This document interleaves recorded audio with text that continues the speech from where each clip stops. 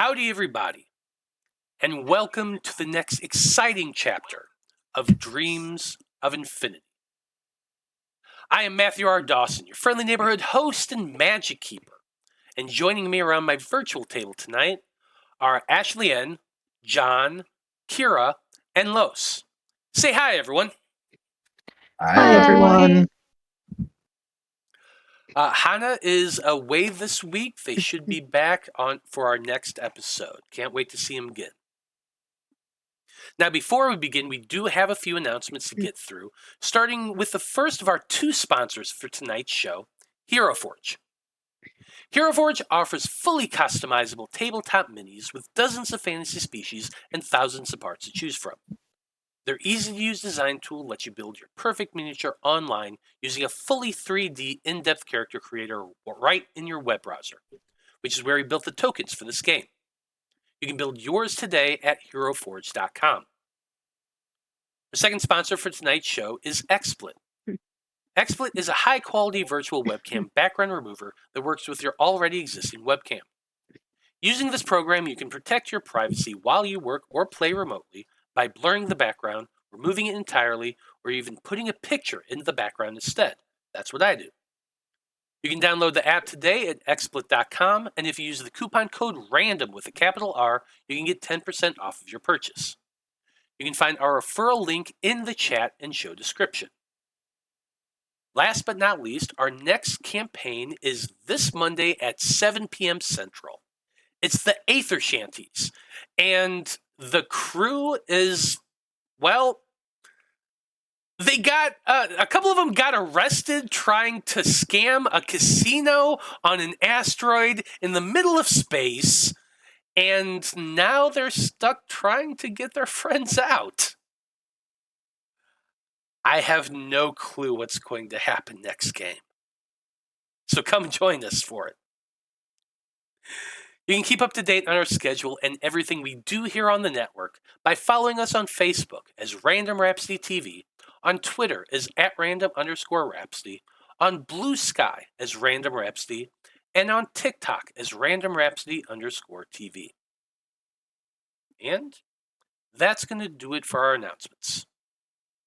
So join us as we return to Loroupa City and continue on with the Dream Seekers as they investigate the dreams of infinity.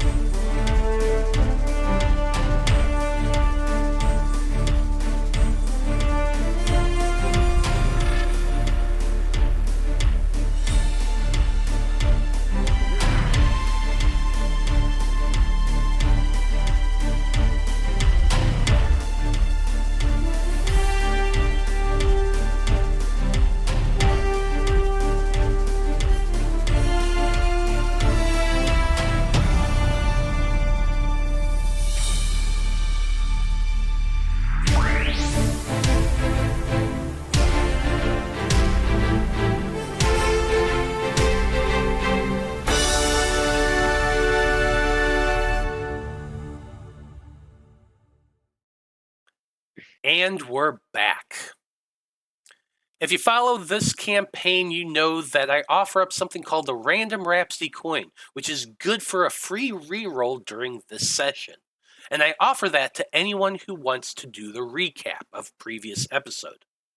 If nobody wants to do that, I'm going to get that coin myself, and I can use it in so many horrific ways. Nobody wants me to have that. I don't think anybody ever wants me to have that, but I might be wrong. Maybe one day the team will be bold enough to let me have it. I don't know. We'll see. Who wants to do the recap this week? I will. Okay. Well then. Melody, tell us what happened last time on Dreams of Infinity. Okay. Aisha and I investigated the park and discovered a sign that said on Saturday the 7th there will be a community outreach program hosted by Sacred Hearts Church. We can only hope that this event won't involve singing songs about submission and smiling at Pastor Bishop like Sister Margaret does. Damian learned from Lacey that the janitor seems to have disappeared, as he hasn't been seen the last couple of days. I wish I could take credit for whatever happened to him, but it's good karma finally is doing its job. We also learned that there was a power outage in the lower west side of Loroupa last night. We really need to figure out what's causing those, but I hope it hits my neighborhood before we solve it. In the pitch black, no one will see me out getting my moon tan. The last bit of info our team learned was that the city council decided to change the location of the Contrast versus Loroupa soccer game to Loroupa High itself, which sent Damian into a tizzy. I only have to keep everyone away from Loroupa High one more night, and he and Ash are suddenly making that very difficult. I can't say, oh, sorry, not Ash. Oh my gosh, Cat! I did it again, sorry. And, Cat are suddenly making that very difficult. I can't say I totally blame them. If I cared about any jocks other than Damian, don't tell him I said that. I probably would be worried too. But I genuinely do believe that finding where they're practicing and stopping the problem there will be just as good of a way, if not a better way, to help the Loroupa soccer team. And I'm worried about James, if I'm completely honest with myself. He's already so drained from making the communicator coin for me and from us catching him off guard by defeating the giant outsider in the forest. I wish I could tell the other Magi-Knights how many times he's helped us in combat and about his life-threatening situation that makes the energy at Loroupa High so necessary for him. But I know James has his reasons for keeping it all a secret, and I can't just expect to have the easy way out of this web I've become tangled in. I'll just strap on my most dangerous boots and take it all on like Michael Myers on Halloween. Heck yeah, you are. There you go. There's the Random Rhapsody coin. Now don't forget to use it. It's only going to last this session. Okay. Well, Magi-Knights. Let's get some music going on here, shall we? Quick heads up, I lost audio for like the last 3 minutes, so I just missed the tail end of... Oh, you're going to have So to go whatever back and happened, listen to it. It was amazing. Yeah. It's a good one. It's a good one. Major plot holes. Yeah.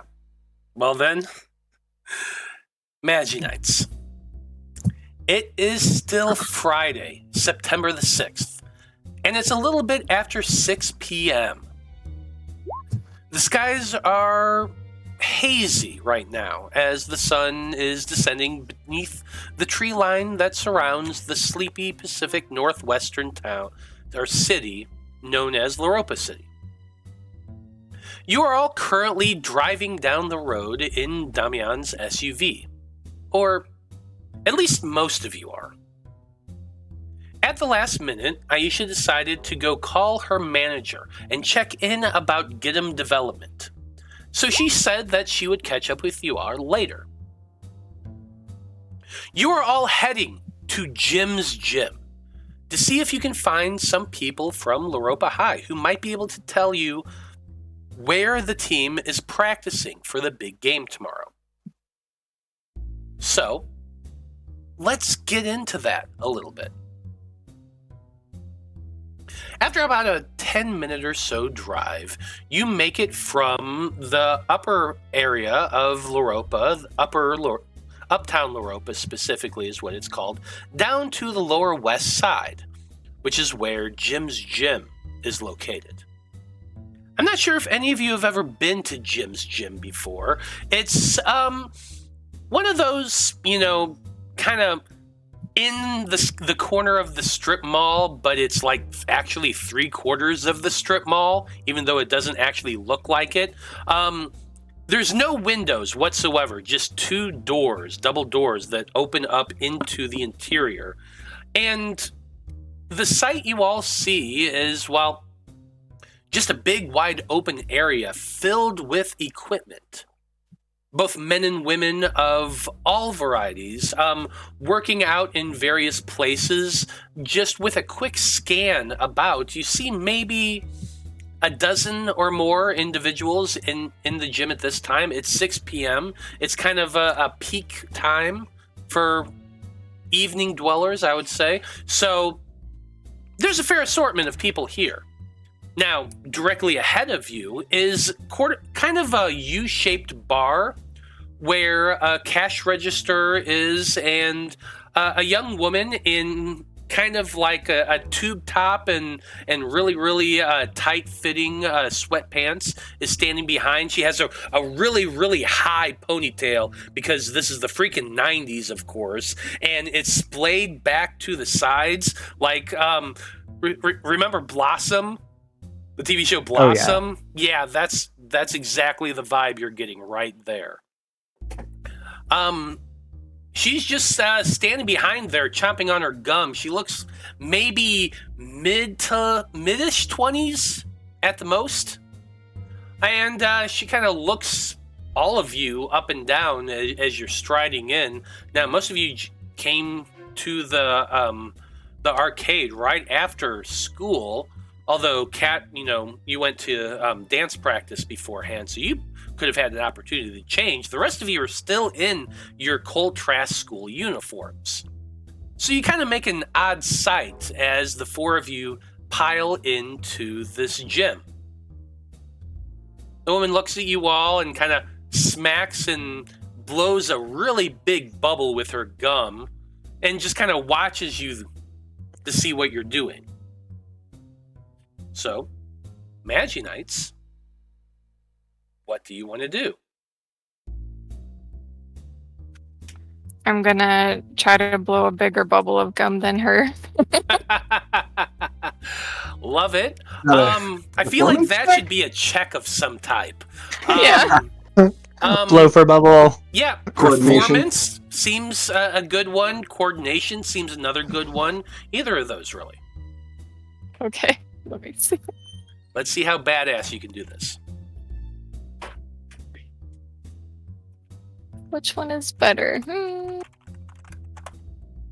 Oh, they're the same. All right, here we go. 14. Yeah, I'd say with your 14, you blow a nice big bubble. It's quite a bit bigger than hers. It does a nice loud snap when it pops. Yeah, all over her face. I think before walking up to the front desk, I think I'd just do a quick scan to see if I recognize anybody working out. Like if I see Loroupa High players from the confrontation. Go ahead and give me a perception check. In fact, anybody who's wanting to do the same type of scan as you're all stepping inside can make perception checks. Yeah. Yikes. On this perception.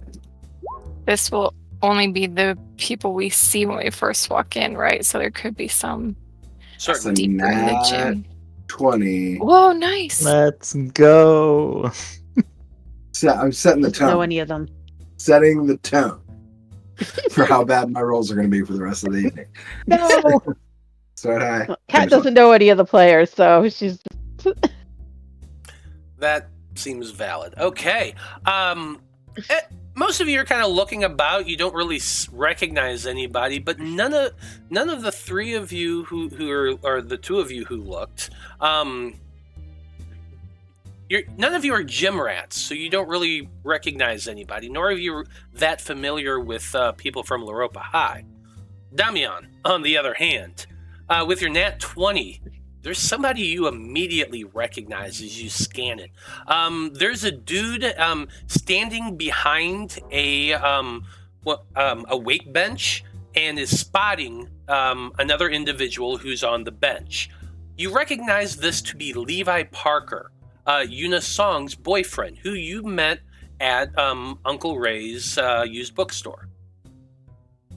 Yeah, cool. I think I make a beeline towards him and say, "Hey, what's up, man?" Well, you start making a beeline in that direction, but the moment you get close to the counter, the lady speaks up. Hi, excuse me, can I help you? Yeah, I'm here for Levi. I'm a friend of his. And I wanted to chat with him about potentially training with him, but I want to make sure he gets a set. Are you a member of this club? Not yet, but I hope to be. Give me a persuasion check. Or deception would work as well. I mean, Wow, nice. Yeah, no, that's fine. Depending on how it goes. Yeah, 21. Yeah. She says, hold on a minute. I will see if he's available. He's working with a customer right now. Just wait right here. Sure. Also, he works here. Yeah, she kind of looks back to the rest of you, making sure that none of you seem to be looking like you're going to make a break for it or anything.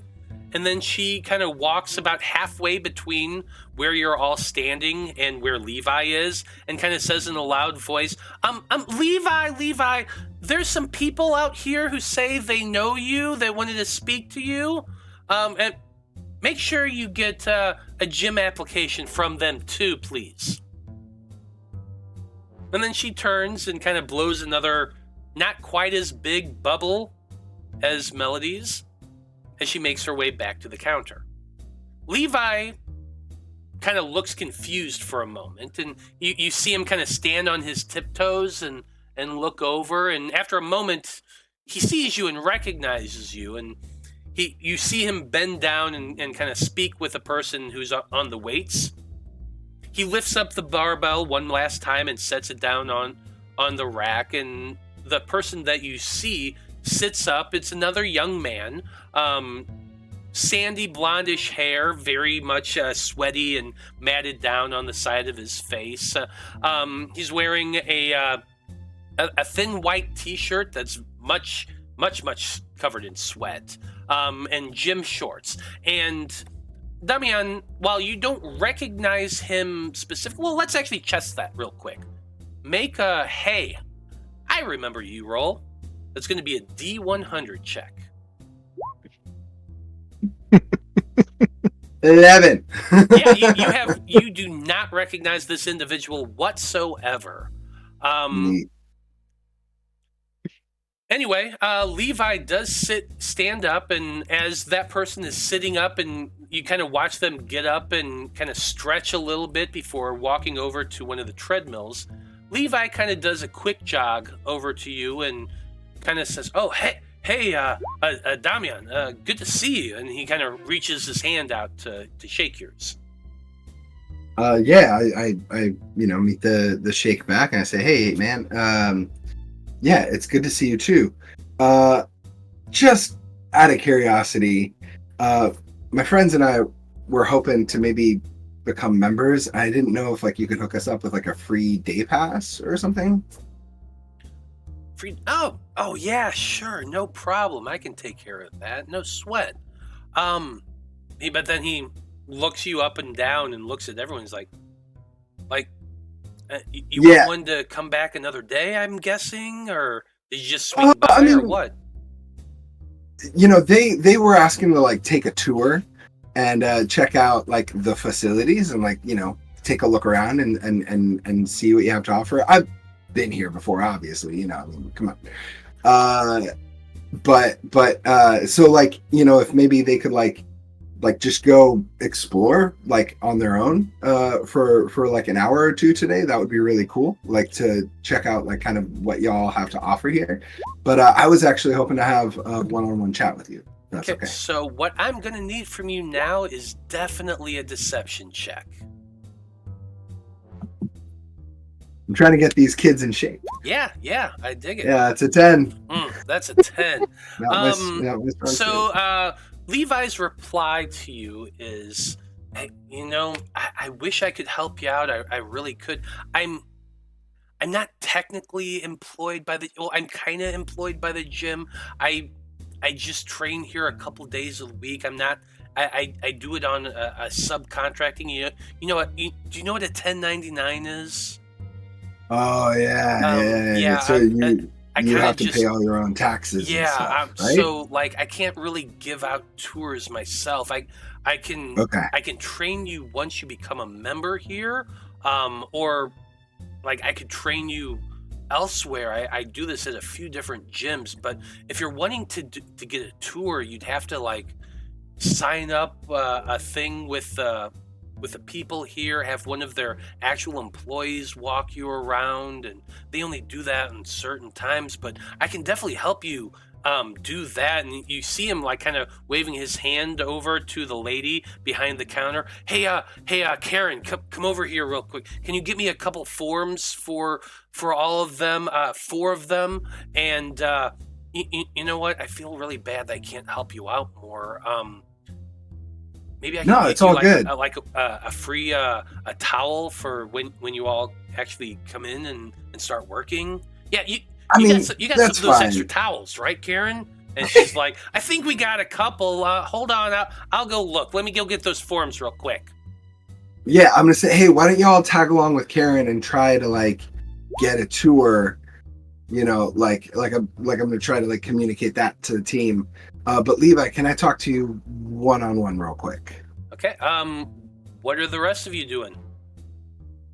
Will she let us follow her if we try? If we start following? So far, you're at this moment where she's starting to walk away from the actual counter towards their. Imagine about 50 feet to the east of where she's standing. There's a little darkened room. The lights are off, but it has windows, and you can clearly see it's an office. The door is currently closed, but she's walking in that direction. So you could theoretically follow her and keep her occupied or try to get a tour. But that's kind of what's going on right now. She's heading in that direction. Right. Levi's standing there next to the counter. So what are the 3 of you doing? Maybe we should ask her if we could have a tour. What are the benefits of joining this gym? Yeah, that's a good idea. Well, hurry over to her. Does one person want to stay with Damian and the other 2 of us go, or should we just all go? She's walking further away now. I will go with her. Try to convince her of a tour. I will go talk to her. Okay, I'll stay here then. I don't think we need 3 people to do that. Nah. Okay. All right. And then I'm gonna say no, Levi. I had something else I wanted to talk to you about. So you went to Loroupa High, right? I remember you. Yeah, we talked about playing that. there. Yeah. Remind me what sports you played. I was on the wrestling team. I was on the boxing club. I played football. Okay, but you weren't close with the soccer team or the soccer coach or anything like that. No, man. We talked about that at Yuna's granddad's shop. I wasn't really big with the soccer team. I know a little bit about it. We talked about the coach, and he was weird. Didn't Yuna give you the message I told her to give you? No, what message? Sorry, no, I don't remember. I'm sorry, my memory's been off lately. Yeah, no worries, man. I told Yuna to tell you that the principal basically gave the coach an ultimatum and told him not to have the teams be working so hard, and basically told him that they weren't allowed to practice any late sessions anymore. That was a few days ago. Whoa. Okay, yeah, no, I did not hear that. I mean, Yuna's been in the hospital, right? No. Wait, Yuna's not Yuna, Ghost no. Hunter Club? No, she's not. Oh, my mistake. I thought she was a Ghost Hunter Club person. No, my mistake. That's I'm Bianca. sorry. I'm getting her confused with somebody else. That's Bianca. You're thinking of right. Bianca. My bad. My wires got crossed. Yeah, I don't think Yuna's my biggest fan. You know, I kind of stuck my foot in my mouth pretty hard at her dad's bookshop. So I'm still hoping to recover some social grace there. But thanks for letting me know. She did not pass on that message. So you haven't been around the high school at all recently, have you? I mean, I checked in with them less than a week ago, like you asked me to, and I heard about that, and so I had Yuna pass the word along. Actually, Gotcha. Davey over there, he's a member of the basketball team. Oh, cool. Can you introduce me? I'd love to meet him. He kind of looks over there. Give me another persuasion check.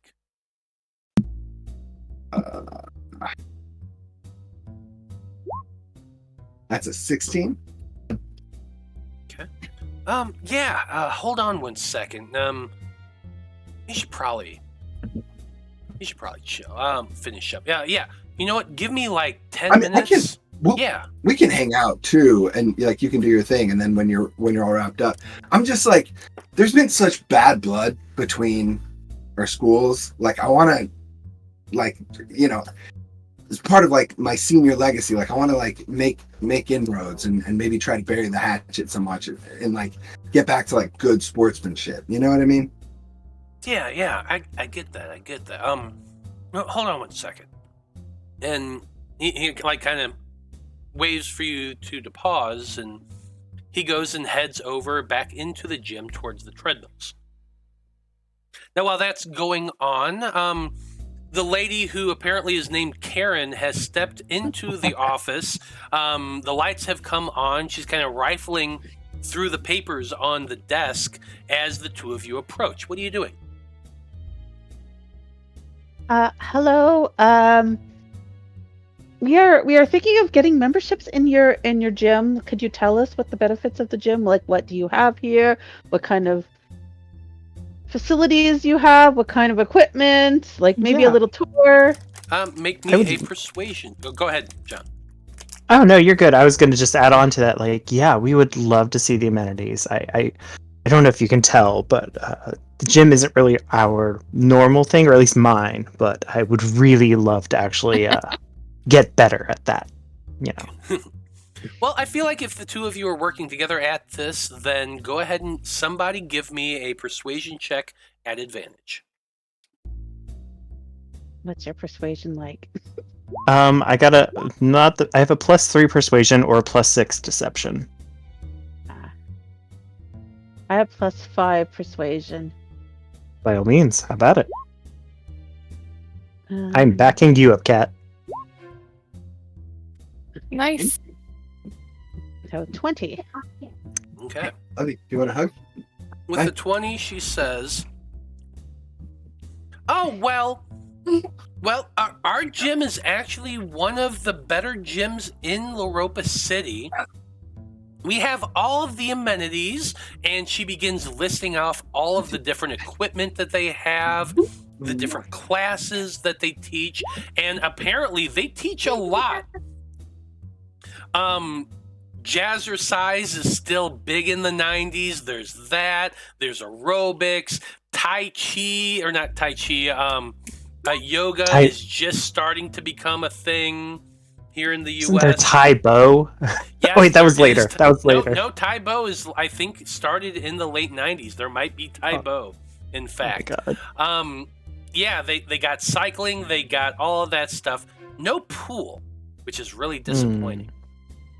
I personally think that if a gym doesn't have a pool, I don't want to go to that gym, but that's me. Mm-hmm.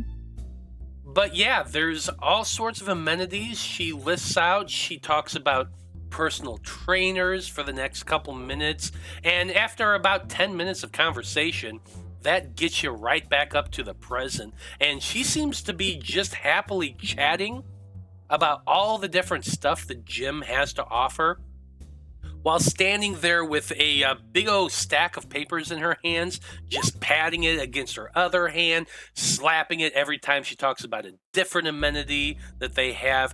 And our locker rooms have a sauna. Now the saunas are by appointment only.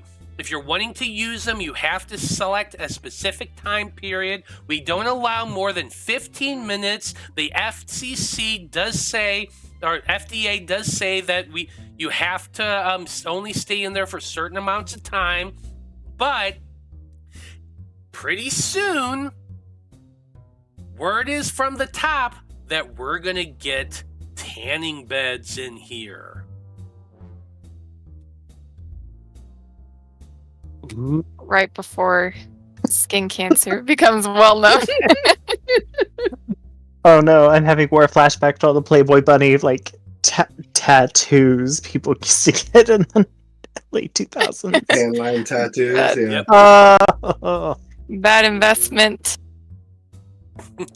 I love the commitment to the bit, man. That was impressive. Yeah. That me was very too. good. That was very good. Well, thank you very much. Anyway, so yeah, that's that whole spiel. Do you attempt to do anything else? She seems like she hasn't really mentioned or said anything about a tour.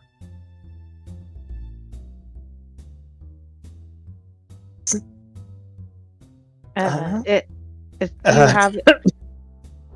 you have a tour? Like, can we see the sauna and see what it looks like, and Yeah, see like you've the got rooms where these classes go on and stuff? Absolutely. You've got such great amenities that I think I'm a visual learner. So I just really like to actually see the space before I sign up for, really important to me. I want to make sure where I'm working out is clean and up to code. Yeah. So, one of you get to make one more persuasion check.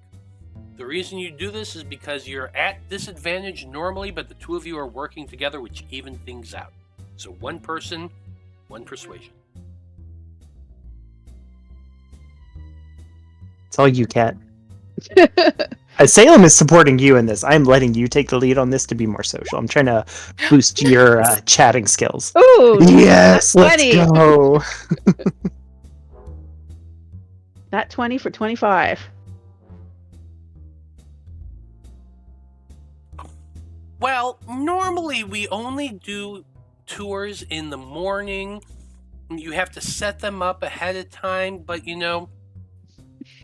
we only have a handful of people here, and honestly, I've been seeing Jimmy walk around the gym for the last 30 minutes doing nothing. It's about time for him to get some work done. Hey, Jimmy! And screams at the top of her lungs. Oh, that's jarring.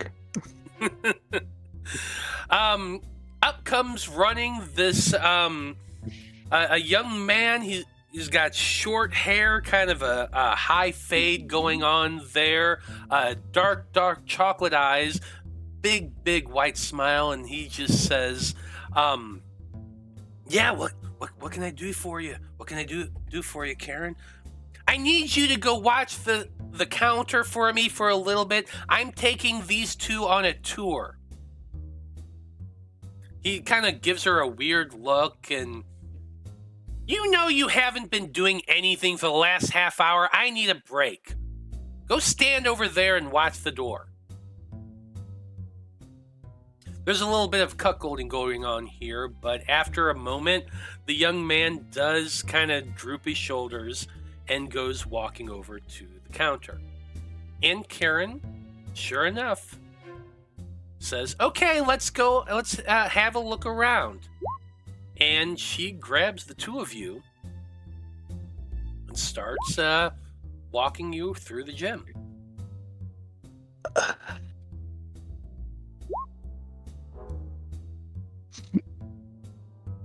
And no, it's not Jim from Jim's Gym. Different Jim. Oh, It's Jimmy, Jimmy. not Jim. Yep.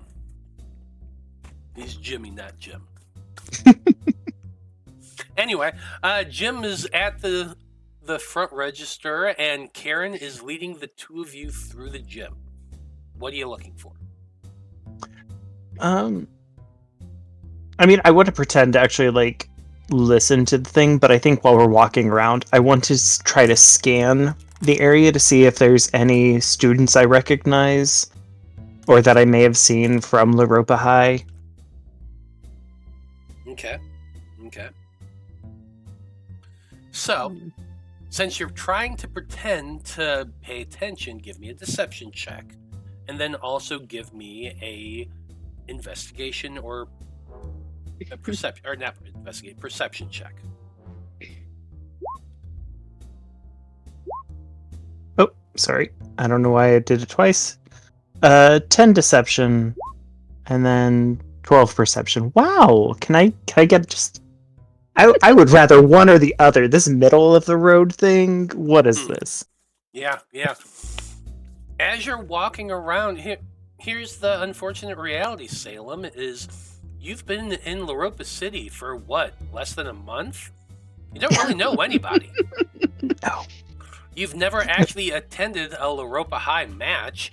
The only time you've ever seen them was at the distance when they did that ruckus on the first day, but you had other stuff on your mind. You didn't pay attention to that. So, yeah, as you're walking around, you're looking at everything, but then Karen's like, hey, can you, if you wanted a tour, you really need to be paying attention to what I'm talking about. I mean, this equipment here, it can lift up to 350 pounds of weight, but if you're not prepared for that, and I don't think you are, I'm just telling you, honey. And let's go ahead and turn our attention back to Damian and Melody real quick, because that's getting painful. Damian and Melody, after a moment, what did I say that kid's name was? I don't remember offhand. Not Jimmy? Levi. Not Levi, but the other guy that he was calling over. Oh, I totally forgot. I don't Yep. think you said his name. No, you did. Is sure, it Dwayne or something? No, let's call him Adam. I want to call him Adam. Adam. Okay. Okay. Adam comes walking over with Levi and says, hey, everybody, this is Adam De Levance, which I'm going to type in right now.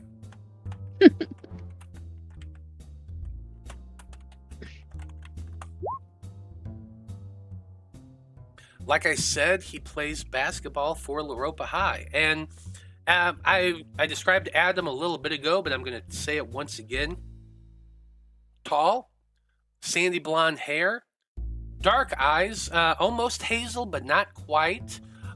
He's got kind of a squarish jaw, a little bit of stubble on his face now that you're looking at him close up, but it's that blonde stubble, so it's really hard to see at a distance.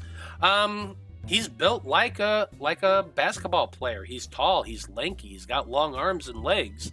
And he kind of looks at the both of you and is like, hey, Levi said you wanted to meet me? Yeah.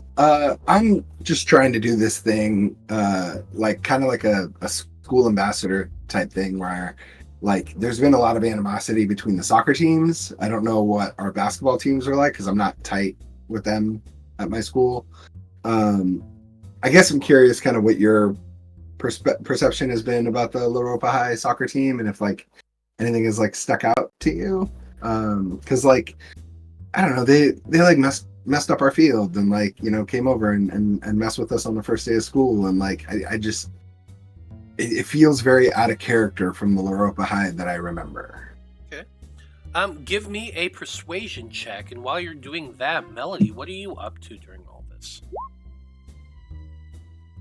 I think I'll go talk to Jimmy at the counter. Okay. But I also, before I do that, though, I want to be looking around just to see if, like, people coming and going or anybody else around the front of the gym are people that we saw at the field the other day. And also, I guess I am newer at the school, so never mind. Yeah, so just people we saw the other day by chance. Okay. The other soccer players. That's going to be a perception check. Okay. Yeah. Shout out to the 2 crew. You know, rolled a 2, natural 2, so Yeah, six. that was 6 great. total on my That was persuasion. great. So that's- Damian, he says, honestly, like, you know, I don't really pay attention much to the soccer team. Like, basketball is really Loroupa High's big thing, and I'm kind of, you know, one of the bigger players on the team, and we kind of keep to our own club now. I've heard like the soccer coach is kind of harsh and a bit of a dick and stuff like that. I don't know, like, no more than anything else. You know, I guess it's cool. What if you're wanting to try to bridge the gap between the 2 teams, but I don't know. There's always been rivalry between Coltrast and Loroupa High. Y'all are a bunch of rich kids, and I mean, not all of us. well, sure, like maybe some of you got scholarships and stuff like that, but honestly, that's worse. That's like the scabbers who are crossing the picket lines. Oh, Okay. I take psychic damage from across the gym.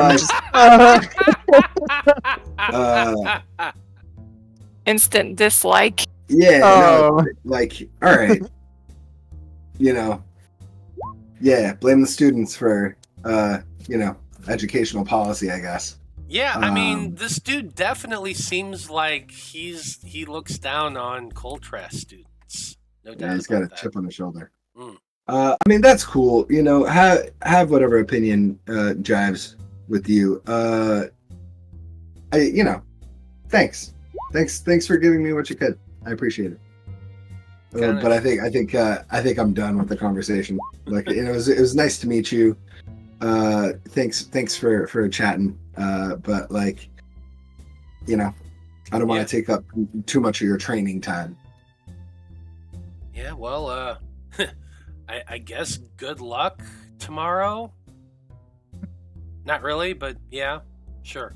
Then he kind of shrugs and he turns and heads back. And Levi's kind of giving you a bit of an apologetic look. He's just like, man, I mean, you know, that's who can blame him? You know, like, kids. hey, Damian, like, just let me tell you, once you get out of high school, all of this stuff, it doesn't matter anymore, dude.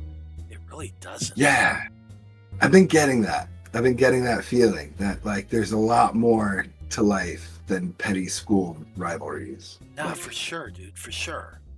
Well, hey, I'll keep in touch. I'll, let's figure out a time where we can hang out after school. You know, because I'm still in school. But like sometime when I'm done with school, we can work out and keep connecting.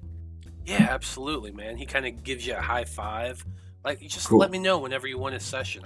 I'm down for it. And I think Karen, when she gets back with your friends, you'll all have some papers to sign. But once you fill those out and bring them back, they'll get you in. Like, you'll get some. You can even get some free. You know what? I'll even see if they'll give you all a free session. Just to help you all out, you know? Try to help you out a little bit. I'm sorry. I wish I could tell you more, honestly, but like, honestly, I'm pretty sure, based on what I heard, that they're just all going to be in bed tonight. They all want to be fresh for the game tomorrow anyway, so you know. Yeah, no, I mean that's good because, like, you know, like some stuff that I've heard is like the coach is pushing him too hard, and like I just want to make sure somebody's looking out for those kids. So cool, man. Thanks for the info. Have a good night. Yeah. Now, Melody, you're making a perception check. You're looking for anybody you recognize specifically, and when anything else besides that? No, I'm just specifically looking for like one of the coaches or one of the players from the soccer team that we saw the other night. Yeah. So with your 13, unfortunately, no, you don't see anybody of the students or the coaches or anybody you've seen so far from the soccer club. Okay, so I was wondering, I didn't want to interrupt, if I can say that when when Melody was walking over to talk to Jimmy at the counter was the same time that Adam was turning to leave away or walk away from us, if I can stomp on his foot with my boot as I'm walking past. You know what? I like that. I like it. What's this gonna be? Technically, this would be a physical attack.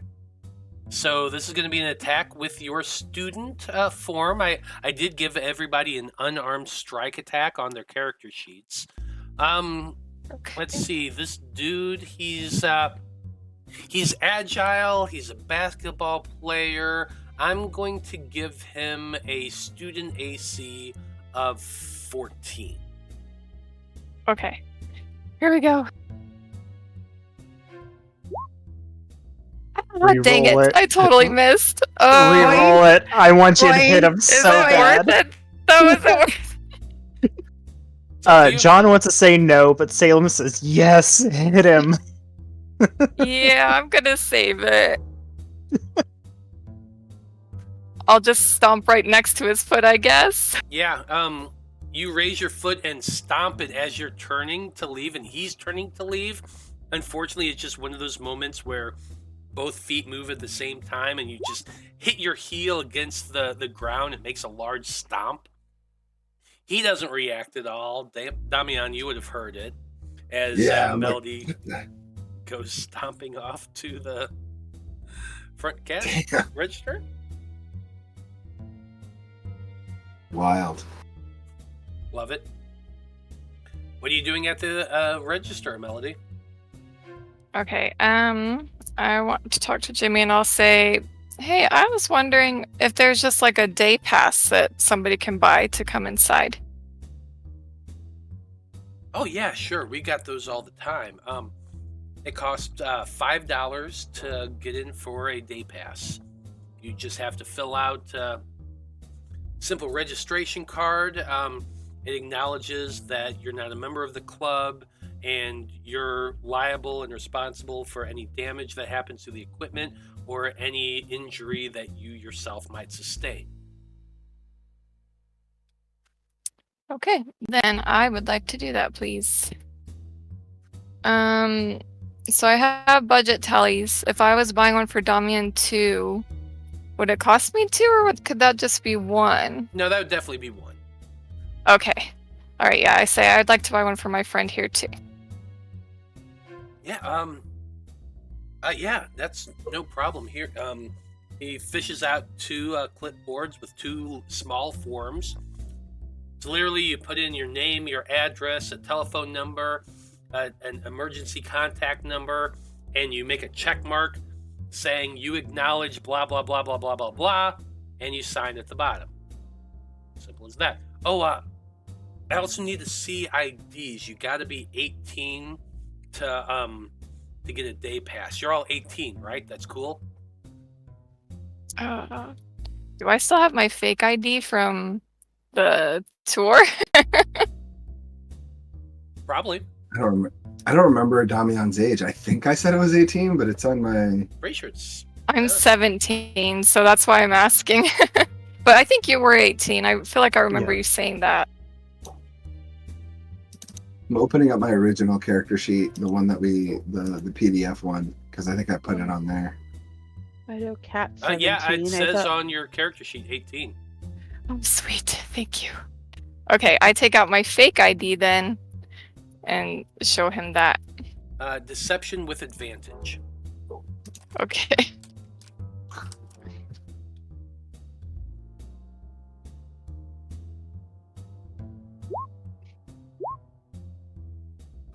Okay, I'm using the coin. Okay, use that coin. Swear. Oh, come on. What is this middle road? It's always +2, 7, 9, 11. Well, here's the good news. You needed to hit a 10. Oh, thank you. He You don't looks think I at did. it. He doesn't like give it much of a glance. He kind of looks it up and down. Okay, yeah, you're good. And lets the two of you fill out the form. Okay, so I fill it out as Wednesday Addams to match my ID. Yeah, I totally fill it out as well. I'm like, why didn't I think of this? Smart. Mm-hmm. Well, that is one budget tally from you, Melody. Yes. But the two of you now have a day pass to the gym. Right. Yeah, so well, I don't give out free towels for day pass users. You have to sign a membership for that. Lockers are, if you enter the gym, go to your right, there's a lockers there. It kind of looks you up and down. I assume you all need to change. You don't really have any bags. I guess your bags are in the car.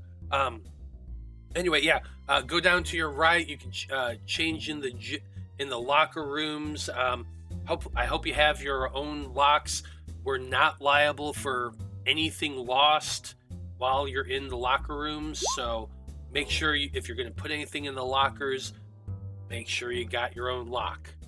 Other than that, be safe in there. Don't try to lift anything you can't handle. If you two of you are going to be together, make sure you're spotting each other.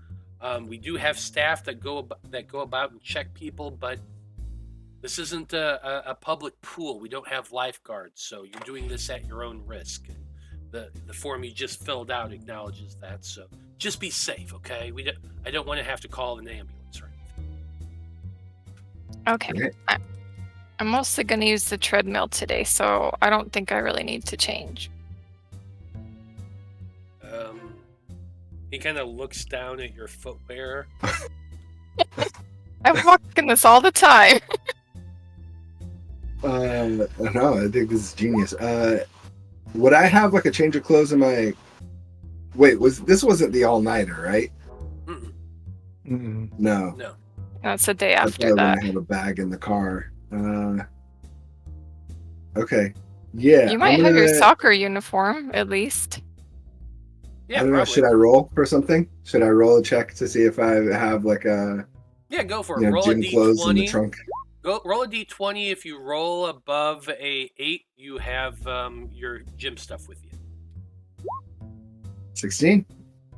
Cool. There you go. Yeah. Yeah, I'm gonna go grab the bag out of the car and go into the locker room and change and keep an eye peeled, like in the locker room for like a coach or a soccer player from Loroupa. Do Kat and I see all that going on, like him going and getting his shit and then going to change? Oh yeah, I was getting ready to get to that. As the two of you are being led back to the end of your tour, you would see Damian coming back into the gym with their gym bag over their shoulder and heading towards the locker room, and Melody just kind of slowly making her way to the female locker room as well. I try to make eye contact with Melody and mouth the words, "What the fuck?" I just wave. Traitor. So as Karen leads you back to the front desk, she pulls out these clipboards with this big old long form. And she says, so here you go. Here's our membership forms. It is $7 a month. Or sorry, no, that would be silly. It's $4 a month. That doesn't make sense either, honestly. Let's go with. I remember them being like, 7 to 10. Yeah, a month 7 to 10. back I then. think that's right. Yeah, Mhm. because if it's $4 for a day, then yeah. Let's call it $7. It's $7 for the week. If you pay now a month in advance, we take off another 25%. I assume you're both 18, right? You have to be 18 to join the club.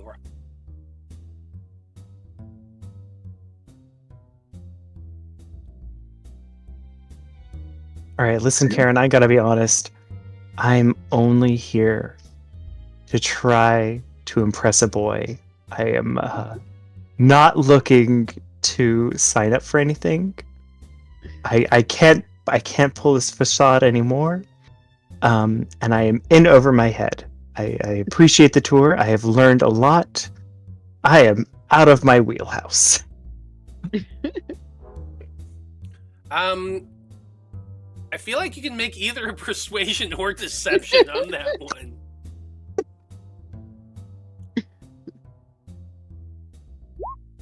Oh my god, I'm stuck in the tens. I'm stuck in the tens. So Wow. wait a minute. You mean to tell me... Hold on. You mean to tell me that you have made me spend the last 15 minutes of my time walking you around the gym just because you're trying to get the attention of some boy?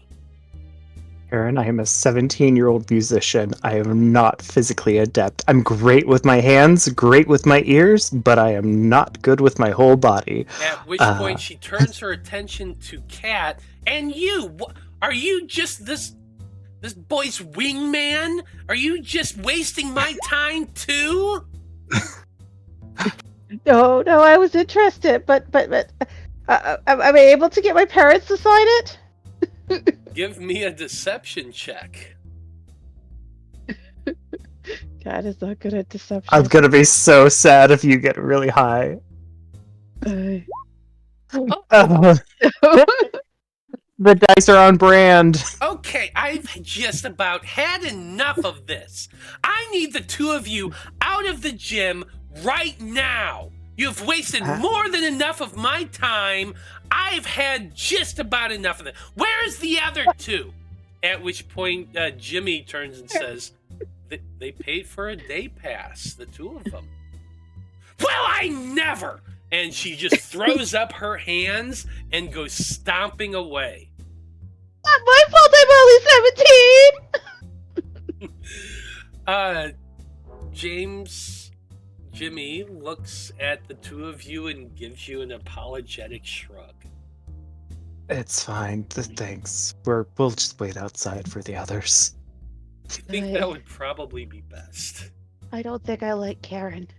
I don't think I like gyms.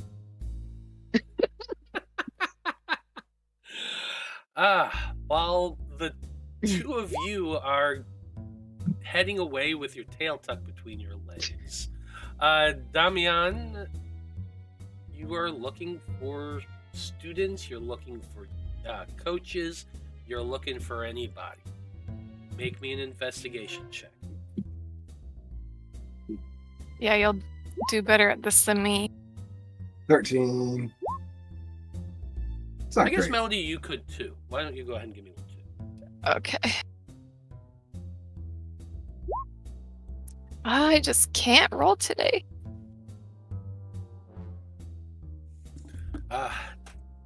Damian. Wait, have you used your student ability? I think you should use it. Or not student ability, bond ability. I used it earlier in the day at school. Oh, shoot. Because I haven't used mine, but it won't do me any good, so. Do you have inspiration or anything like that? I do, but I was hanging on to it. Okay, for, no worries. Yeah. No worries. Yeah, I'll take the 13. I mean, the dice tell the story. Absolutely. Well, this is the story the dice is telling. At first you don't actually see anybody. You're walking through the locker room. You change into your school training clothes. You head on back out into the gym. And you start walking around, looking about for people, looking around. At first you don't see anybody. But as you're making your way through the gym, you see Adam over there in the corner. He's standing next to another student. Tall, dark-skinned, very muscular. Looks like a linebacker type. No hair whatsoever, shaved completely bald. They are working the dumbbells, just the free weights. And Adam's sitting there talking to them. The two of them are chatting back and forth. Then Adam kind of sees you walking towards, looks at you and kind of gives an eye roll, and he begins to walk away. I'm not going to let it phase me. I'm going to be the bigger man, and I'll hit the dumbbells. I'll try to blend in while also keeping an eye out for people that might react to the fact that I'm wearing a contrast thing.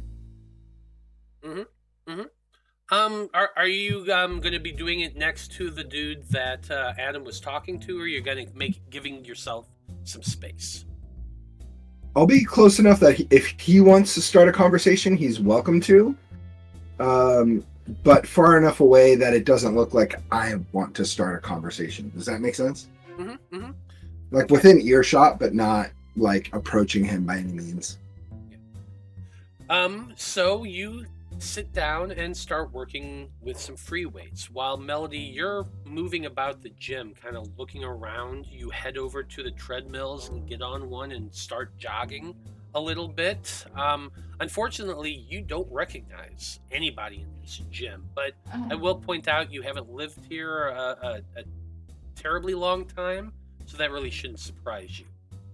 I'd like the both of you to make me athletics checks, please.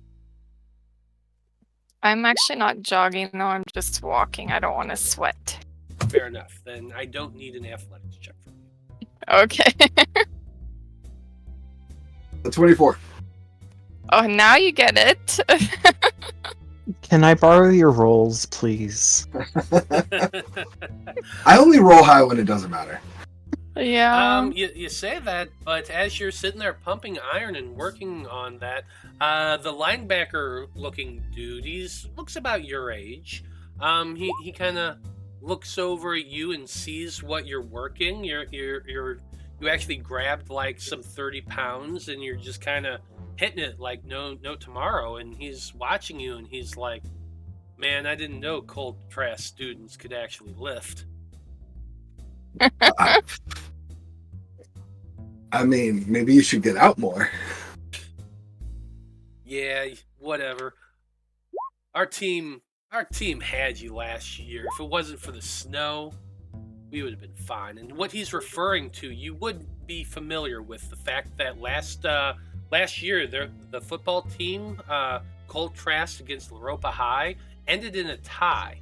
There was a freak snowstorm that hit the area in the middle of the game, and it ended up being a draw because both coaches decided that it was too dangerous to play. Oh wow. Yeah, no, I mean I'm sure hiding behind a snowstorm,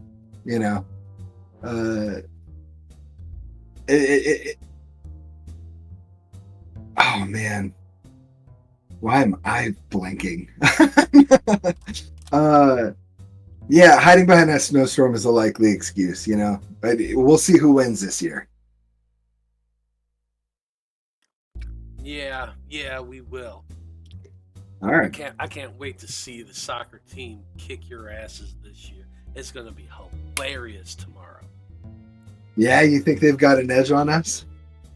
Oh, damn right they do. Rumors about their training regiment in fucking tense, man. Well, what have you heard? I mean, look, we're a day away, right, from the game. It's not like I'm looking to get an edge. I'm just curious, like, should we be scared? Persuasion check. God. 14. He kind of chuckles at that. Man, why would I ever do that? Let's just say that their training has been so intense that they've been working it nonstop. Even tonight, they've been working. They got They're you working tomorrow. it tonight. Hell yeah, they You don't- do. And Oh, all you're man. doing here, your team's doing nothing but goofing around, checking out a gym. Yeah, like you coming in here tonight, pumping some iron is going to make some difference. You're a soccer player, man, and you're going to be playing with dumbbells. I mean, well, you know, you got to work the entire body, right? You can't just like isolate. Like, you don't skip leg day, do you? No, damn right I don't, but football, we're using our whole bodies.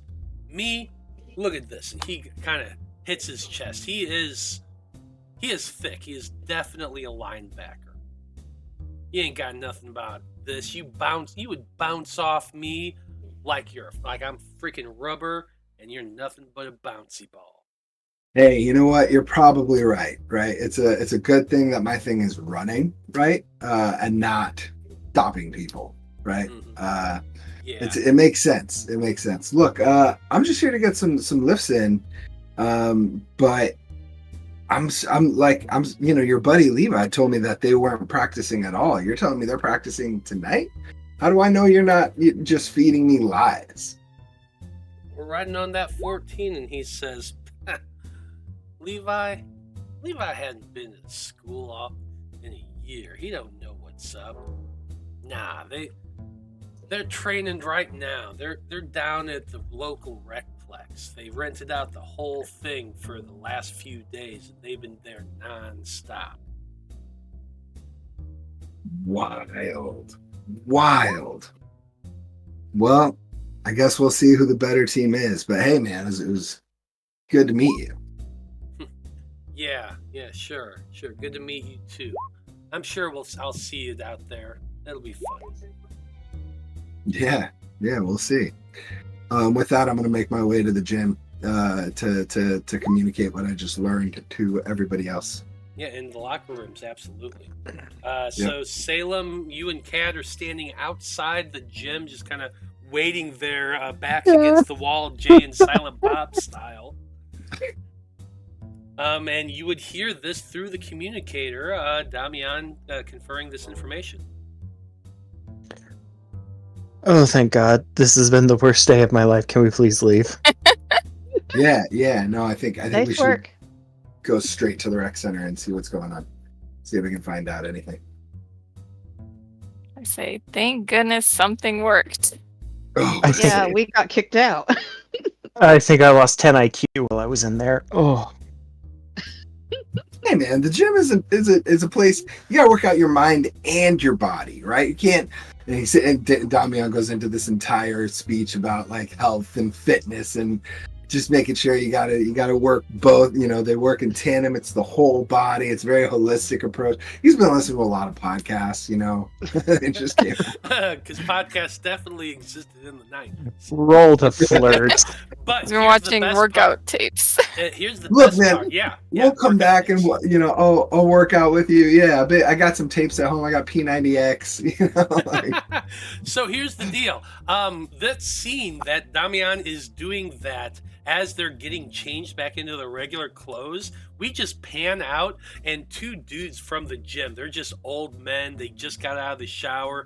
They're walking in there chatting with the towels around their waist. And they just see this 18-year-old kid going blah, blah, blah, blah, blah, talking this whole spiel, holistic and everything, to himself, facing a locker room, like adamantly talking. And the two of them just like slowly back away and walk the other direction. And I Awesome. think that is a great place Oh, to take our break. Because we're almost at 7:30, and this is just a perfect segue. So it sounds like you have a destination. The Do. Loroupa Recplex. Yes. Thank goodness. Yay. So, Melody could avoid the school. mhm. Yeah. Oh God, if we get into a fight without our shield, I'm gonna be so sad. Oh my God, Oh boy. so scary to be down a man. Well, we're Yeah. about Don't to worry find about out it. what happens. What's that? Okay. Well, we're about to find out what happens in about 10 minutes, folks, because we're going to go and take our break. But when we return, our heroes are heading across Loroupa to the Lower East Side to check out the rec center. Should be a lot of fun. Stay tuned.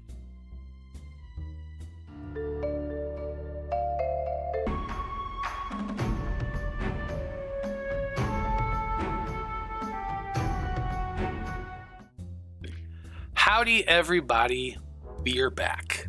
And when we last left off, our heroes were jumping into Damian's car, heading away from Jim's gym towards the Loroupa Rec Center. I did forget to say one thing about that interaction with the linebacker, Damian. They would have told you that, hey, if you want to go and watch him and see what you do, this is your chance. They're basically taunting you a little bit, telling you, hey, if you want to go see what they're up to, now's your chance. They're only going to be there till 9 p.m., so you better get there while you can. Yeah, the minute I heard the name of the place, it was like beeline, like, let's go. Yeah. We're going. Yeah, absolutely. So all of you jump in your car and start making your way across town. It's not... it is kind of a bit of a journey if you look at it. As the crow flies, the rec center's 20 miles away. As the Loroupan traffic drives, well, it's not horrible, but it will take you about 20 minutes or I'd say about 15 minutes if you're speeding to get there from the gym. So you're going to be arriving there probably around not quite, but almost 9 o'clock. 8 o'clock. You got about an hour left of your your investigation phase before your patrol phase begins at 9 o'clock. So you're arriving there just about 8 o'clock in the evening. Cool. The skies are dark at this point. The sun has definitely set. There's a little bit of chill in the air, but the skies above you are hazy, but overall clear. As you step out of Damian's SUV and head towards the rec center. I don't know if anybody here has ever been to a rec center. I'm going to just pretend that you haven't and tell you that a rec center is just a big building that is usually has like a couple basketball courts, maybe if you're lucky, an indoor soccer / roller skate park. I've seen those. Most of the time they have like racquetball courts and a walk area and a little area that has like pool and foosball and things like that. It's a community center where they teach classes, and there's going to be a pool there, an indoor pool, all of those fun amenities that a community would have. Now, as you all step inside, the doors are unlocked, the lights are on. You can see that there is somebody working a front counter, and beyond them, you can hear the sounds of a lot of scuffling. Most of you would recognize these sounds as people playing in a basketball court, and there is one very, very close to the entrance. You do not recognize anybody from Loroupa High. You don't see anybody just standing about. There is just one individual, a lone man, seated behind the counter. He's reading a book. He's kind of elderly, Caucasian, mid-50s, you kind of look like. He has salt and pepper hair. He has a little bit of a beard, and he's just sitting there reading a book. Yeah, Damian, what's up? Are there any windows, before we go inside, are there any windows looking into the gym? In the athletic building? None that you can see through. They're all tinted, so you can't see through them onto the inside. Okay, so we have to go in. You would have to go in to look for them, yes. Okay. But as you step inside, you would see what I just described. A bit of a lobby with a long hallway. There is a front desk with a bored-looking man reading a book sitting there. It's kind of roped off. They have those... God, I'm blanking on the name. You know when you're in a movie theater and they have the little ropes between the stands? What are those called? Anyway, they got some of those like blocking off half of the hallway, but there's still a path through there. But you definitely have to walk past the guy at the desk to get into the rec center itself. And the air does smell a little bit of chlorine. You can definitely tell there is a pool in this gym. So, what do you do? I'm gonna look to the team. What do we do, team? I swear that they're up on, the owner of this place let them go because they're on the city council and they probably go to the church and everything's connected. And Are crystals glowing at all? Mysticism check. Can we all check? Sure. Yeah, can we try to like have like 2 to 3 minutes to strategize before walking into the building? Absolutely. I'm gonna scream. I do really well or really bad. I haven't been getting the in-betweens. It's either been like below 5 or 20. Your crystals are not glowing. Okay. Okay. Yeah, I think we're just here to learn about the soccer team. So there looks to be I'm sure there's somebody going to be a front desk. How do we get in? Well, I mean, it's a rec center. We could just be here to practice or play around, or I don't know. Most people I know go to rec centers to just use their pools and leave, but Okay. Kira looks like she's talking, but I didn't hear anything. Sorry, I didn't realize I was still muted. Okay. oh no. So, I was just saying, I guess we're gonna have to buy a day pass again. if we have to buy a pass, I'll do it this time. But it should be cheaper than a rec center. Yeah, I would think so. Could use the bathroom and walk around. Yeah, why don't we split up? Why don't we like go in separately? I'm gonna see if I can try to shoot some hoops, quote unquote. Although I don't know if I should be the one, because I'm gonna get outed. Everyone's gonna recognize me right away when I walk into that gym. I don't know. I think we should stick together right now, kind of. We're a group going to play something or do something. It's okay even if they do recognize you. I mean, it makes sense. This is your wheelhouse, right? You're just getting some practice in.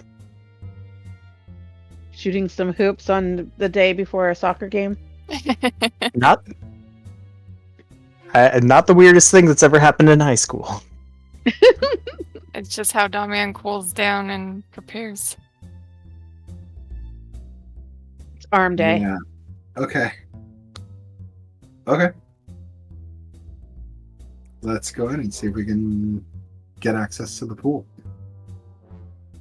Okay, so the four We of don't you have any pool stuff. That's true.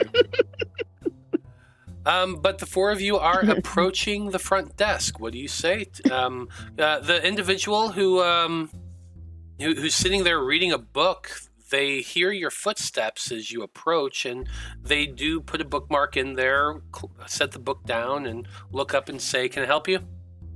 Hey, I'm so sorry to interrupt. Wait, what are you reading, by the way? He holds it up. It is a copy of Ender's Game. Nice. Love that book. I'm so sorry to interrupt it, but we are kind of actually looking for a place to just kind of to work out, to get in shape a little bit. We tried over at Jim's gym and had a really hard time actually getting anywhere there. So I was hoping we could maybe use your facility. How would we go about that? Make a persuasion check. Oh. 17? He says, to use our facility, you have to be a resident of Loroupa City. You need to sign up for a membership fee. If you're under the age of 18, your parents would have to sign for it. If you're over the age of 18, you can sign for yourself. It's only $5 a week. It's not too expensive. You can use all of our stuff here and that sort of thing. I have some forms you can fill out. We usually do this stuff in the morning, though. The person who processes that stuff is they're kind of out for the evening, and it's a really big hassle. It's I don't suppose you could come back in the morning. I really wish we could. It's just this is kind of the only night we all get to work out together and hang out. You know what it's like. I promise we will be in and out. You won't even know we're here. He kind of thinks to himself and he says, "You know what? There's 4 of you. $2 a person. You can use it for the day. Just if anybody asks, your parents have memberships here." Of course, absolutely. He says, Yeah, I'll pay that. Okay. That's going to Tony, run is you budget one budget tally. You got it.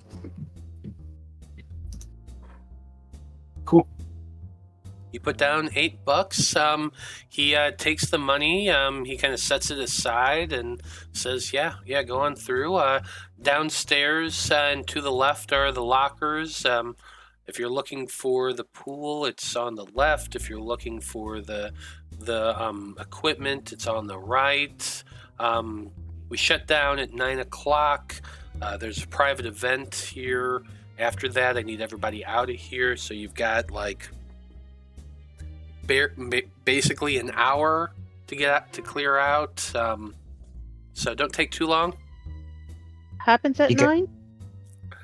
That's when we shut down. Okay. What's the private event that's happening? Who, like, you know? That's going to be they're another like, is it persuasion. cool? Oh, they're this one. Ooh. 8. Yeah, sorry. Rough. Private function, lock-in going on. I can't get into too much details, but just as long as you're out by 9, you're fine. Absolutely. Yeah, we'll be up by 9, for sure. People can rent this place for like private stuff? Oh yeah, people do it all the time. It's like a common thing for local churches and organizations to rent the place out and have special functions here. Like what? What kind of examples? I'm curious. Persuasion check. I suppose I could be using influence more too, but I always feel like influence is more for people you know as opposed to people you don't. Mm-hmm. Nice. 24. He's like, Really good or really bad? You know, most of the churches around Loroupa High will rent out the rec center to use as lock-ins for their youth retreats. We have corporate events that like to rent out the place to do, you know, those like team building exercises, that sort of thing. Different groups like to do different things. Like there's a LARP group. I don't know if you know what LARPing is, but they like to rent out the gym and do overnight things there. It's all like whatever kind of things. You can rent it overnight. Yeah, people do it all the Wow. time. They have to sign waivers. It's a little expensive, but that allows them free use of at least most of the equipment. You can't go in the Wow. pool after a certain time. We lock that up and that sort of thing. But beyond that, yeah, they have free reign of the place. Okay. Very interesting. Need to keep that in mind for future. If there's ever any events. Cool. Yeah, absolutely. Maybe idle practice. Oh no. I'm gonna feign like I know where I'm going, and say, okay, cool. So it's just, you know, this way, and like completely ignore any type of response and walk right toward where I hear the scuffling. and just open the door and walk in. Yeah, you absolutely can. You just start heading in that direction, and the dude already is like picked up their book again and pulled out their bookmark and is kind of not paying attention to your group at all. Now, when you open the door, you can see a very long hallway that kind of tees off in two directions, and there's also a stairwell that goes downstairs. You remember that the dude said that to get to the locker rooms in the pool, you have to go down the stairs and head to the left. But you're listening for the sounds of that scuffling. Mhm. Give me give me a perception check. Everyone or just Damian? Anyone who's going in there. Fitting. Yikes, not me. Really good or really bad? Well, yeah, what is your rolls today? Dear God. 15 is enough, Damian. You're listening because you know the sounds of soccer players playing versus people playing in a court on playing basketball. And so you're listening for the two different things. And yeah, to the left, that definitely sounds like people playing basketball. But to the right, it sounds more like people running on AstroTurf. Fake grass. Yeah. And so you start making your way in that direction. You find a set of double doors that leads to a much, much more open room. You see what is a large, full-scale soccer field. It's the lines are set up so that they can be played both as soccer and as field hockey. There's a little bit of a rink around the whole thing. Like imagine a hockey rink that doesn't have the glass to protect you from shot putts. And that's kind of the vibe you're getting here. There's like stadium seating all around the whole thing. You can see 2 goals on either end, 2 nets set up, and about 15 boys and girls, that's a mixed group, all running around playing soccer. This is definitely Loroupa High. You are Is their state similar to the others? I'm going to get to that in 1 second. You are standing at the top of the stadium seating. You have to go downstairs to get to the level that the field itself is. Okay, you're with me so far? As far as the setup of this? So you're kind of looking down on them. You can recognize the fact that all the students are in Loroupa High jerseys. They're all playing soccer. They're doing drills. Damian, you would recognize the fact they're doing very standard practice drills, but they're definitely like going full throttle here. To answer your question, Salem, yeah, they definitely look like drained. Their skin is kind of sunken in. They're moving somewhat lethargically. Like imagine people who are just pushing themselves and pushing themselves and pushing themselves, and even though they're exhausted, they're still going. They're still going. Like in your mind's eye, it's almost as if they're running so much, they're running their feet raw and they're leaving bloody footprints. That's not what you're seeing. There's no bloody footprints, but that's kind of like the vibe you're getting. Like they're pushing themselves so hard that if they weren't wearing shoes, you'd be seeing their feet tore up. They look exhausted, and sure enough, there are 3 men standing in the center, one of which is that somewhat pudgy, balding man that you recognize to be the coach. He's kind of down there with his whistle, tweeting every so often, yelling something to them. It's difficult to make out exactly what they're saying because you're at the top of the stadium, and with all the running back and forth and all the huffing and the yelling and the whistling, it's all just one big incoherent mess at this point. The last thing I'm going to say as you're all stepping through the double doors and looking and seeing the scene is that the Loroupa High students or anybody down there don't notice you whatsoever. Nobody even looks in your general direction.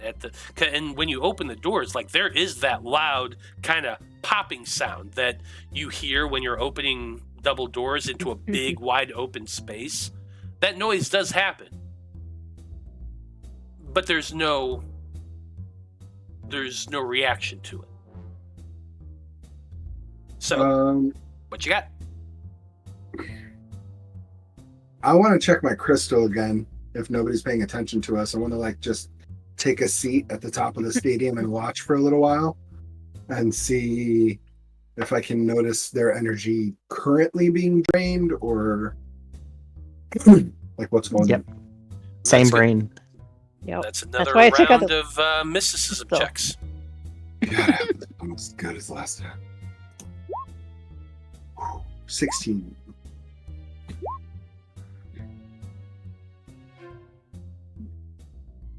Yeah, the four of you sit down at the top of the bleachers, John Hughes style, pulling out your crystal, kind of cupping them in your hands, sitting there with your knees up, looking at them as you're watching the soccer team going back and forth, practicing. Your crystals do not glow. And you're a little bit frustrated by this fact. No outsider, but How can they keep going like this when they look the way they do without outsider magic being used? I guess my question is, do they look like, despite looking like they're burning out and yet still going, is their still going good? Like, are they like moving and executing the way a fresh team would look, or do they look lethargic and slow? Like does it look like supernaturally affected and they're like somehow know what I mean? Yeah, no, I get exactly where you're going with this. I'm trying to think of what I'm going to have you roll. Insight, I feel like, would be a good roll for this. I think, I'm happy to do that. Yeah, I think insight is going to be your best bet for this roll. 10. I got John's 10s. So welcome. honestly, like from your eye, yeah, they're executing perfectly. You're sitting there and watching, and let's say that for the next 10 minutes, your group just kind of watches, glancing down at your crystal, back up at the team, just observing their actions. The insight that you get, Damian, is they're actually pretty fucking good. You were expecting them, the way they're looking, to be lethargic, be like tripping over themselves, barely able to keep themselves upright, and yet even though they look drained physically, from a game standpoint, holy fuck, you're starting to kind of question, even with all the extra training that your team has done. At best, you feel like your team is about even with them. Jesus. Okay. I'm at a loss. Without crystal glowing, I don't feel like there's anything. Yeah, go ahead. Can Salem do a perception check to see if there is a what is it? The fire alarm. I want to see if I can pull that and break this practice up. I'm a little worried about everybody and think they need to stop. Make a perception check. 21? Yeah, there is one. They're typically kept near doors at places of egress and that sort of thing, and there isn't one very far from you. Pretty sure Salem's gonna go pull that right quick. This needs to stop. This is a little unsettling. Okay. Everyone sees Salem getting up and heading over to the door. Does anybody react to this fact? What's up, Ash? I have a question. Yeah. For the other team that was practicing in the graveyard, it wasn't a whole team. It was just a small group of them. It was about half of them. And how many are here? About 15. Is that a team worth, or is it half Yeah. a team, or? Yeah, it's usually It's a team with there's... very few subs. Mhm. Sorry, didn't mean to Nope, jump nope. You said the exact same thing I was about to say, so no worries. And Los is very quiet. I have trouble hearing. in. Oh, it's a team. It's a team with very few subs. So like they have enough for a full, 4-3-3-1 type thing. But that means they'd only have like 4 players to sub, if that. Mhm. And we don't know like if we took out like star players or not. Yeah, no, I see. I think I'm just like shocked. I think I'm sitting there just like I don't understand what the fuck is going on. Like how are they, in the same state as the kids in the cemetery, but like we're not getting any type of like this is just practice. Like this is just like so I don't think I notice Salem doing what he's doing. I think I would notice, so I say, "Hey, Salem, what are you doing?" This is boring. I want to start something. I'm just kidding. Actually, no, Salem would probably be more like, this seems really dangerous. I don't know what the hell is going on, but this practice needs to stop, and this is the only way I know how to stop things. Well, wait, what are you doing, though? Oh, I'm gonna hit the fire alarm. Okay, so what if it doesn't make them stop since they didn't even notice us come in the room? Then that'll clear out the rest of the rec center, and we can actually do something. You might get in trouble. Melody, are you afraid of a little trouble? I thought you liked that. I'm not. It's for your sake. I never get in trouble. I mean, to get in trouble means you get caught. And Salem never gets caught. All right, let's see how it goes. I say that, I just sealed my own finger. Salem, as you're pulling the fire alarm, roll me a d20, please.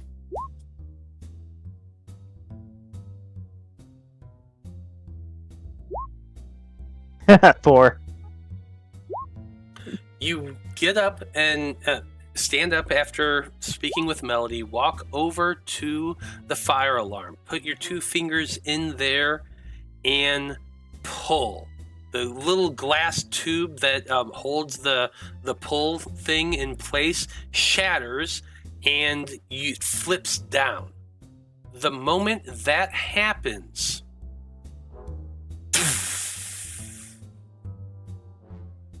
the power goes out. What? You all stand there looking left and right. The darkness is thick. You cannot see anything whatsoever. Ahead of you, somewhere in the distance, at the bottom of the stadium seating, you hear people calling out, kind of panicked, kind of surprised. What's going on? What the heck? Who turned out the lights? Coach, what's going on? Hey, quiet, everybody.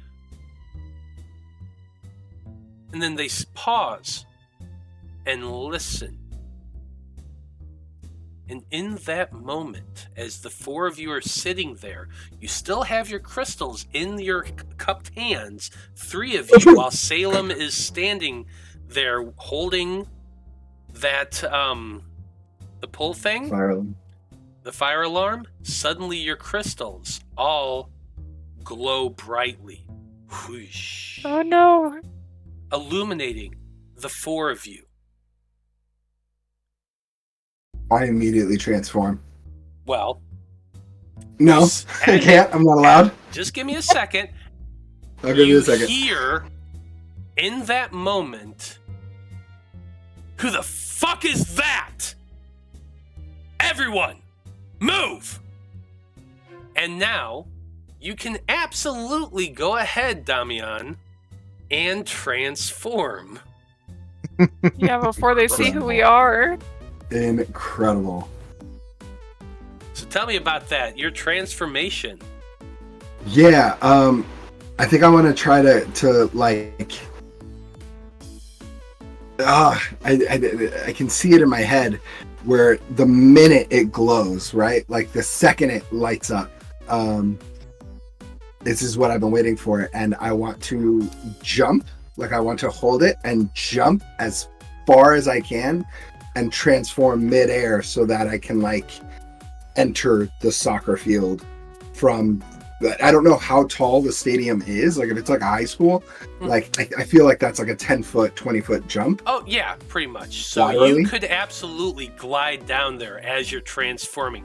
So everyone watches as Damian stands up, jumps. As they're jumping, the flames come out and that transformation is occurring. We're going to get back to you in 1 second. What are the three of you doing to react? Oh, seeing Damian do that, I'm immediately going to follow and be like, oh no, this is not a solo. This is a group effort. Let's go. And I'm going to do the same. Mm-hmm. Okay. Is everybody transforming? Absolutely. Okay, then we're going to do the transformation all at once, Sailor Moon thing. I'm going to count to 5, and when I say 1, from 5 to 1, when I say the number 1, all 4 of you at once are going to say your transformation phase, or your transformation phrase. You got that? Yeah. So when I say 1, from 5 to 1, you're going to say your transformation phrase all at once, and everybody's transforming. Okay, here we go. 5, 4, 3, 2, 1. I am hope. I Yes, made I sure have to turned from go light. for I have come to Fire, seize the ignite. night. Sky Seeker. And there's that big O thing of the scene splitting and everybody transforming as they're all moving. Damian is in midair, coasting downward as they transform. We're getting things crazy going on now, but we are right at the top of our patrol phase now. It is just hitting 9 o'clock, and Damian is soaring downward, the glow of their flames just burning brightly in the gloom. And as you hit the ground, you land right on the edge of the soccer field. You're looking about wildly. You see in the distance, awake just past where the light from your crystal is glowing, some movement, feet rushing in all sorts of different directions. What's everybody else doing? I assume you're running down the bleachers as well to get to your friend? Mm-hmm. Oh, Okay. yeah, I fully leapt after him, so... Yeah, so all 4 of you get down. Probably about the time Damian is standing up again, looking about and seeing figures just in the gloom disappearing. You hear a lot of shuffling, a lot of running, and here we go. Let me turn on some different music, because now we're in our patrol phase. Where is my patrol phase music? There it is. Did you have music on before? Yeah, I've had music on the entire time. Can't hear it Oh, through I couldn't hear it for Roll20? some reason. Weird. Yeah. I turned down my Roll20. It's distracting for me. No, but that's yeah, fair. I watched you changing it. But yeah, you are all now standing in the middle of a soccer field. You have some visible light. You all emanate basically 10 feet of glowing light right now, so you can see a little bit into the gloom, but you can't see, like, you can see nothing more but the edge of the bleachers on either side. There's nobody around you, but you can hear a lot of tap, tap, tap, tap, tap, tap, tap running all around you. What are you doing? Okay, can I ask the DM for a mulligan, metagame mulligan? What's up? So when we leveled up to level 3, I was torn between Soul Crystal Illumination and Overpowering Surge. And I've hated the decision that I took Overpowering Surge instead of Illumination. Since we haven't battled since leveling up, could I take Illumination and have that. What's the From now illumination on. do? It's a stun effect. As a full round action, you expel a blinding, brilliant light. All enemies within 20 feet of you must make a roll to resist against your spell DC. A roll to resist magic. On failure, they gain the disoriented condition until the end of your next turn. Creatures that are nemesis rank or stronger are immune to this technique. I'm happy keeping overpowering surge. No, if and you then want there's that, also yeah. It says while using your beacons of light ability, you double the amount of light your weapon generates. Okay. If you want to make that change, I have no problem. But once you make that change, it's permanent. Yeah, I like it more for flavor and stuff. I like So the then we'll do idea that. of the fiery dude emanating light. So absolutely. Oh yeah. Go ahead and I make was that like- change. I was equally torn between that and like Battle Frenzy, I think is the Berserk one, Mm-hmm. and an overpowering surge. And this one just feels more like me, I dig it. like Damian. I'm all for that. So yeah, go ahead and take that. So as you're illuminating yourself, you gain 20 feet of vision, not 10. So that does definitely help you out. You would have seen in that moment, like feet and legs of people rushing. They're like all just spreading, running away from you. Are you using that ability right then in that moment? Depends on where I landed in the soccer field. If I don't, Like you didn't land in the middle of it. You landed on the edge of it. yeah. You had enough lift to get you over the boundary and get onto the field itself, and you probably made it like 10 feet in, but you're nowhere near the middle.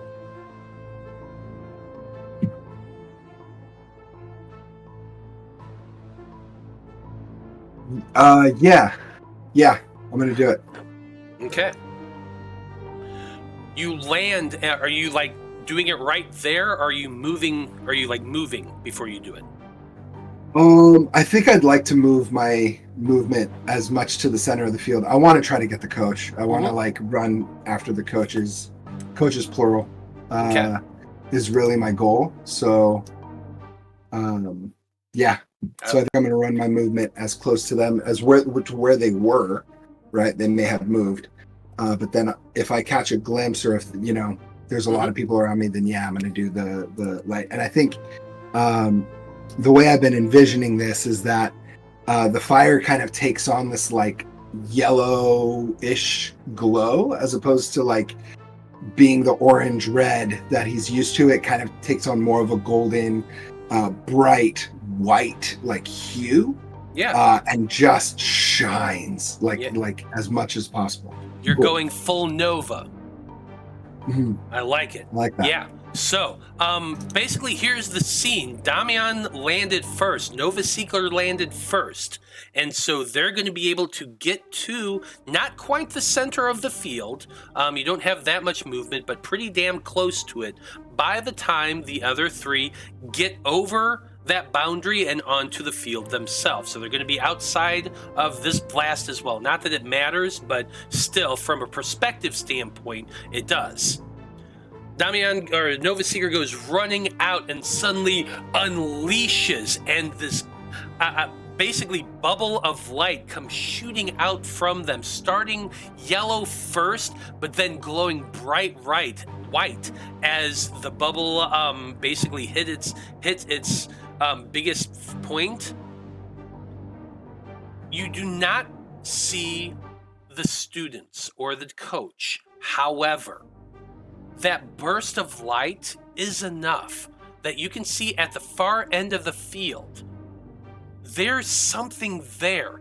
It's glowing purplish and blue. It's almost rectangular in shape. And you only caught it like at the side of your eye the moment you did, because you hit that burst. You saw like the backs of some of the students as they were leaving the full range of your of your blast. It wasn't enough to hit them, but it was enough for you to get vision on them. And you see 3 of them running directly towards that rectangular blue-purple incandescent kind of glimmer and step through it and disappear. Hmm.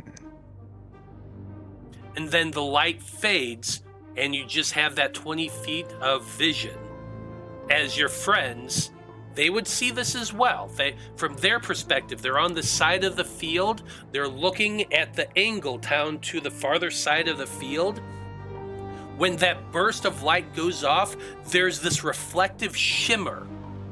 And what, from your perspective, it almost just looks like a pure line, just an up to down line of purplish blue shine, no more than an inch thick from your perspective.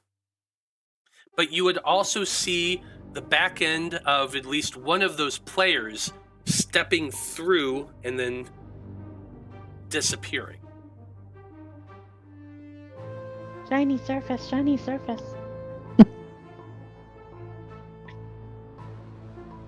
I feel compelled to Ball chase net. and go through myself.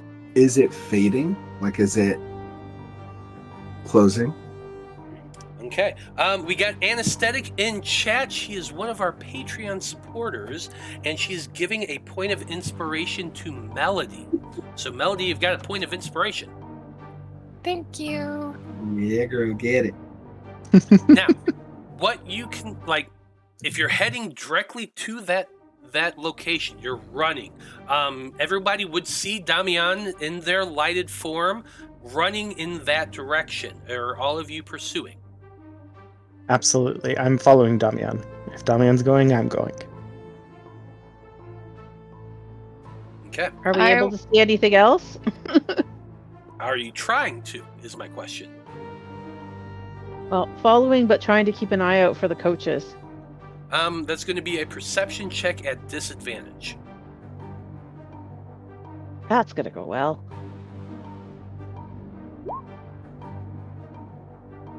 Eight. You do not. It's dark. What So can I just- say? Just following. I will want also to point follow- out that, like, sorry, Melody. Go You're ahead. fine.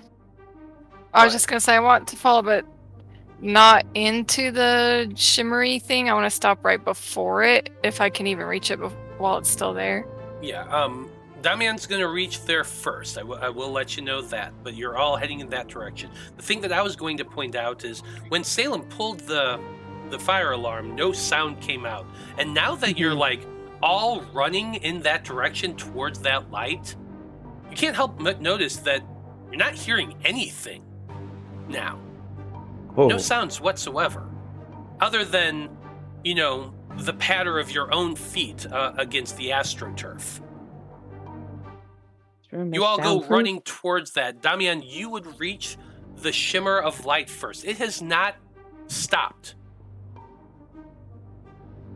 It is sitting there. You can see it. It's square. It is about 8 feet in total tall, so it's a little taller than you, a little bit wider than you, about a foot on either side wider than what you currently are.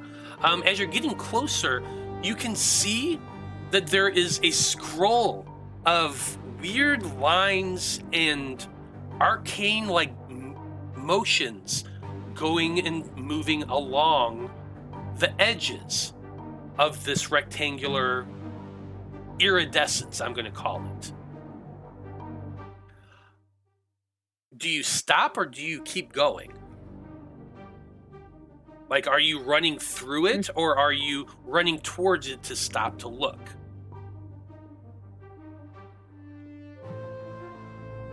What would I do? I feel like Damian plays things more cautiously than I would like him to. If I had taken Battle Frenzy, I probably would have run through. Mm-hmm. But because he's such a brain, not being able to catch any of the kids, I think he slows just before entering and examines it before going through. Okay, so go ahead and give me an investigation or a mysticism check as your friends come running up to join you. That's a critical one. Critical fail. Crit fail. Critical Ouch. failure. You have never seen anything like this at all in your life. It's like there's just this weird moving script of ineligible lines and shifts moving along the edge of this thing and down again, and it creates this outline of a rectangle, and there's this shimmer of purple and blue iridescence that reflects a little bit of the light that you're emanating from your crystal and from your fiery form. Like, it gives a little bit of a glow, which is why you standing directly in front of it can see it perfectly, though your friends would only see the fullness of it as they come running up to join you. But the three of you have now come up and joined Damian, who is looking there. What are your three reactions before we get back to Nova Seeker? It's growing. My concern is more on Nova Seeker. I like John the player wants to investigate, but Salem would probably turn to Damian and be like, "Hey, is everything okay? I thought you wanted to end this. We can do this, but are you good?" I've never seen anything like this. I don't know. He's gonna look at it, look at Salem, look at the portal, and put his hand into it. So as you're reaching out your hand toward it, suddenly something hits your hand and knocks it away. You look back as you felt something furry connect with your hand, and you look, and to the left, there you see the Wanderer landing, the big green cat eyes glowing, almost like headlights. As he lands, lightly turns and says, "Damian, no, don't do that. Don't do that." Why? Don't you feel that? No. The No, I Wanderer. don't feel anything. So you've seen the Wanderer acting like a cat many, many times before, curled up in a ball, purring, rubbing up against your legs. So it really shouldn't surprise any of you to see the way he reacts. Their ears are back, just straight up back against the back of their head.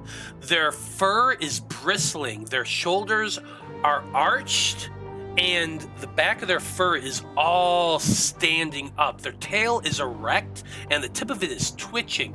And those bat-like dragon wings that are coming out from just behind their front shoulder blades is pressed down and low, almost as though they're like a panther curling up against a threat. The Wanderer looks at the door, and he hisses this long cat-like hiss.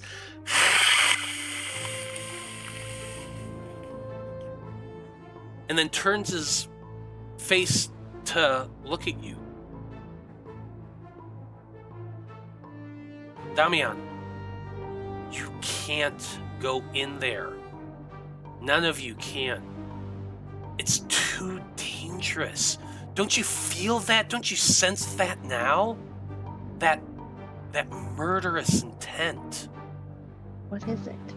Who do we need to roll to feel that?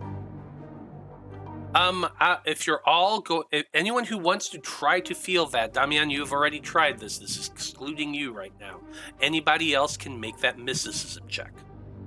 I do want to do that, but I also wanted to ask, you said that there's some runes on it. Since I've been reading Sirius's book, does any of it look familiar to me? Like anything from his book that might be similar? Let me look here real quick. I'm trying to, because I feel like it's. You've been reading Sirius Lee's book. Yes. Seriously. Or another possibility is the runes that we've seen on, or the engravings or whatever we've seen on the rings and knife and things like that. If any of them look like that. Those. So you can roll either a I wish there was a history check in this because I don't Right. like STEM. It's going to be either an investigation check or an insight check for you. Okay. Hoping it'd be mysticism. Yeah, Okay, for here we go. this instance, it's not mysticism. But I do want that mysticism check if you're trying to feel what the Wanderer is talking about. Okay, I got an 11 for the investigation. Yeah, unfortunately, like Sirius Lee's journal specifically has been in English and has been just a discussion of his adventures and the things he's been finding. And while the talk has been mysticism, there's no magic in that book. There's no like runes or anything. It's just a dude's journal. Okay. So, no, unfortunately, it does not look like anything that's in the book, but the book is very vague, so that does not help. I will say with your 11 that, yeah, the runes are similar-ish to, like, the different runes you've seen of, like, the rings and the knives and the things, insofar as, like, it's an arcane language that you don't understand. It's similar in that fashion, but beyond that, you're not quite sure. Okay. My mysticism is a 17. You do sense it, Melody. The two of you, Salem and Katrina, Blossom and Skyseeker, it's like there's something there, but it's just out of reach, and you're not quite sure what the Wanderer is talking about. But Melody, like, you, as somebody who's probably familiar with Junji Ito, you know what malicious intent is described as. And if you can put that concept into a feeling, that's what you're feeling right now. Like, it's sick and perverse and malevolent and very, very hungry all at the same time. And you can't help but when you feel that, you subconsciously take a step back. And the Wanderer, like, their tail is down, their haunches are down, almost like a panther wanting to strike and just holding themselves back. Like, you can actually see those little tiny paws, the murder mittens, the claws are out. And the Wanderer is like, this thing is dangerous, everyone. Look, I am all for investigating these things, but the other side of that portal, whatever is there, I can't pierce beyond a certain point there, but what I'm sensing, I don't think you're strong enough to deal with. Outsiders? I agree. I think we should avoid this at all costs. What good are our powers if we can't use them when we need to? You saw if the I state of shoot it? those kids. I think if this doesn't close on its own, we need to focus on trying to close it because we don't want things to come out or other people to go in. But yes, we do need to help the kids, but we'll just have to hope they come back at some point because I can tell that this is beyond us, like the Wanderer said. Does it lead to another place or does it lead to another dimension? Like, does it come out at the school or is it to another some kind of dimension? So, like, Are you? Is that just like a broad question, or are you broad specifically question. asking the Wanderer? Broad question, but kind of to the Wanderer, because no one else would know the answer. What, might. What? Just out of curiosity, before we go any further, what is everyone's social bonds with the Wanderer? Not that hard. Is Aisha's any- the only one who has a real relationship, I Yeah. think. Yeah, Yeah, I have it- got it- standard. Does anybody have above a 10 with them? No. No. Okay. I don't know what I have, but it's low. Okay. So, Skyseeker, make me a persuasion check, please.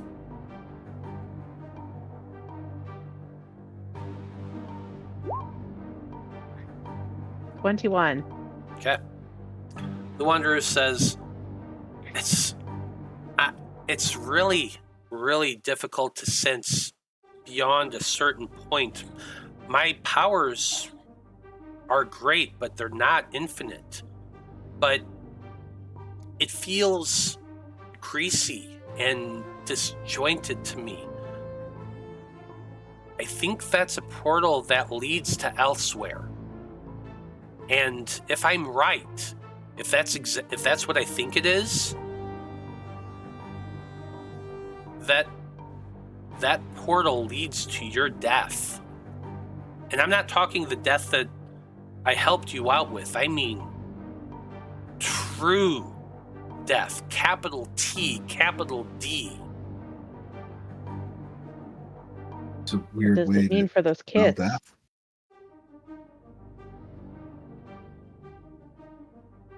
I think Damian has to be talked out, and I hate this so much, but I think Damian has to be talked out of going in because he has like a -10, like at least from his perspective with the Wanderer. Like he has such a bone to pick with this otherworldly being that has, you know, played Melody with agreed. their fate. I got this. Yeah, I think Damian, starts making to go into the portal unless somebody stops him and persuades him not to. Yeah, Can I'll I try to shoot stop. into the portal? I can beam No. into the portal and see what happens. Well, hold on. Because Damian has specifically said that they're stepping towards the portal. Does anybody stop them? Yes. I would like Yep. to, yes. Okay, show of hands of who is. Everybody working together. Okay. Damian, athletics check. The three of you, athletics check with advantage. Each of us or one? No, one person's doing this.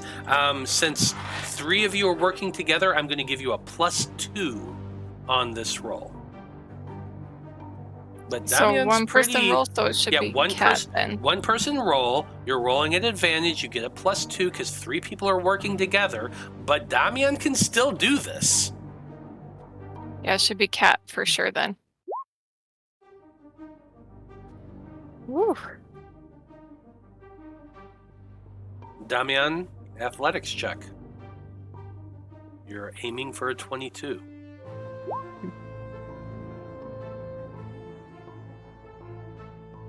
Okay. Damian steps forward, reaching out towards that. All three of you see them do this. And almost as one, the three of you just lunge towards them, pulling them back. Damian, you can't help but the fact that your knees buckle and your butt hits the ground as your three friends basically hug you down to stop you from stepping towards that portal. And as the moment you're doing, you look and the Wanderer is standing between the four of you and this portal right now. Damian, what are you I just told you that's you would Who's die. gonna help those kids? Who's gonna help those kids? If not us, then who? But you can't help them on the enemy's home turf.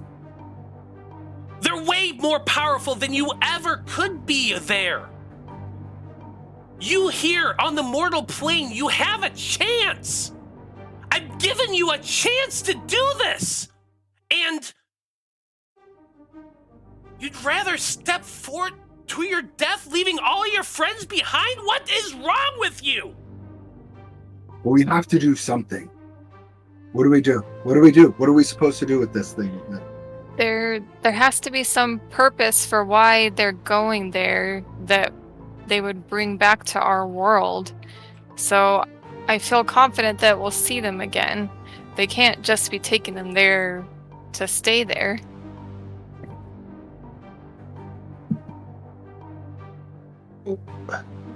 Does anybody else have anything to say before I continue? Damian, I know how you feel. Believe me, I get it. But we knew what we were getting into tonight, and we know what to expect tomorrow. And with this, we can plan, we can prep, and more importantly, we can stay alive. So, let's do that. I'm going to use my point of inspiration to... Oh, is this a combat encounter? So technically it's not right now. So can I use my athletic endurance to turn my 13 into a 20 plus my 6? I slap him right across the face. So I'm sorry. Like Matt wants to give you this, Los. Okay. But the rules of the game is holding me back because of the simple fact this is not a combat encounter. You are not in combat with anyone unless...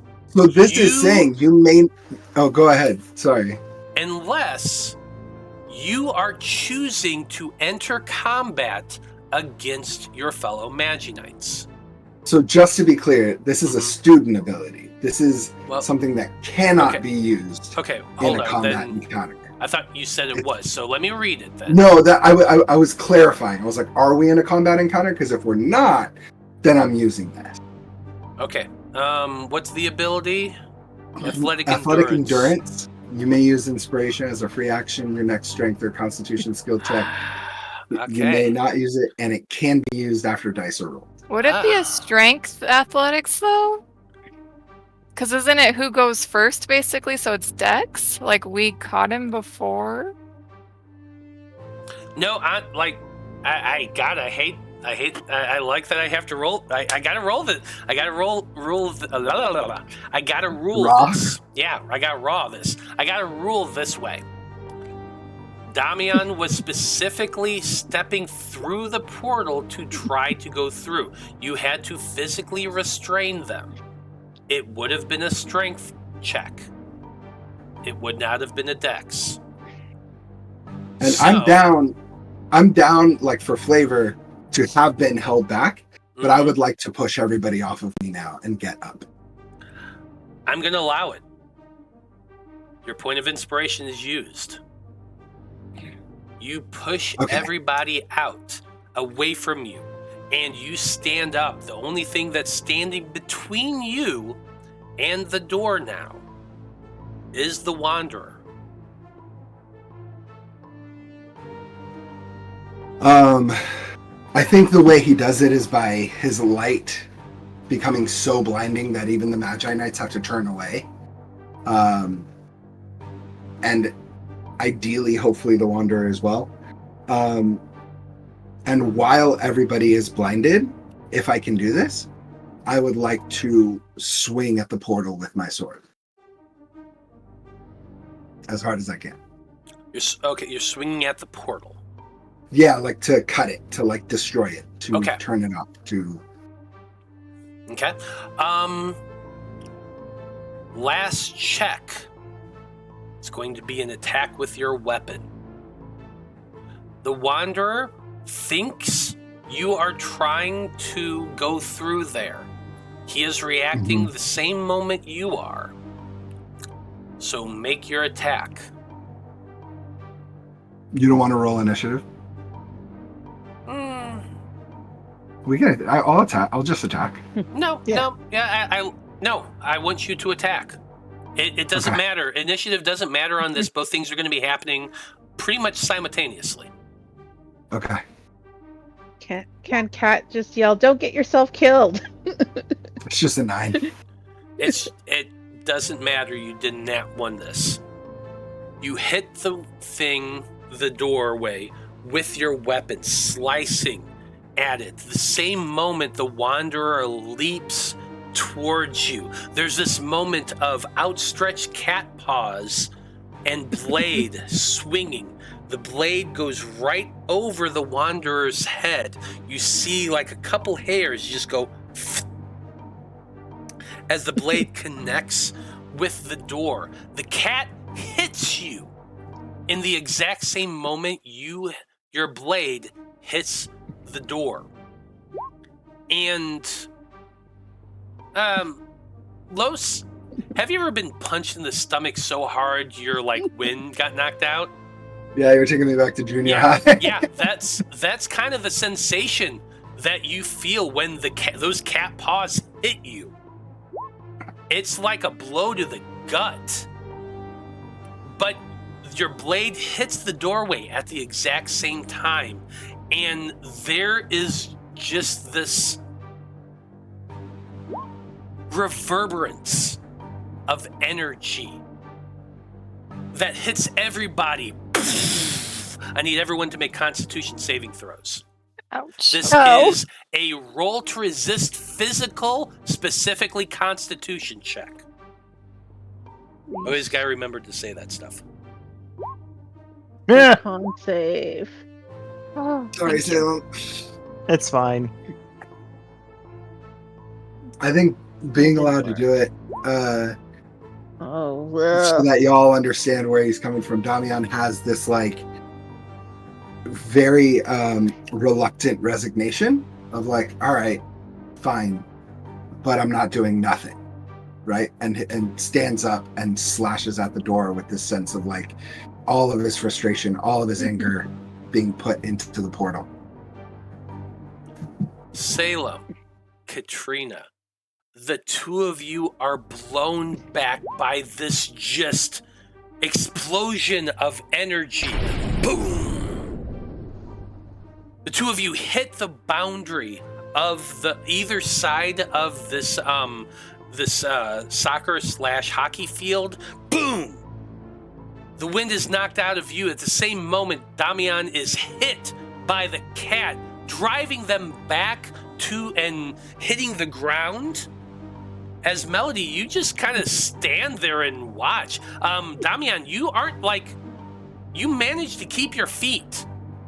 You're almost going to hit your back, but then you stumble backwards and you regain your footage and you manage to stand up. But that blow is like a blow to the gut from that fucking tiny cat. And you can't help but go back 10 feet. Yeah. Okay. Melody, you're the only one who hasn't moved a muscle, but you watch as that blade, as it cut through the portal.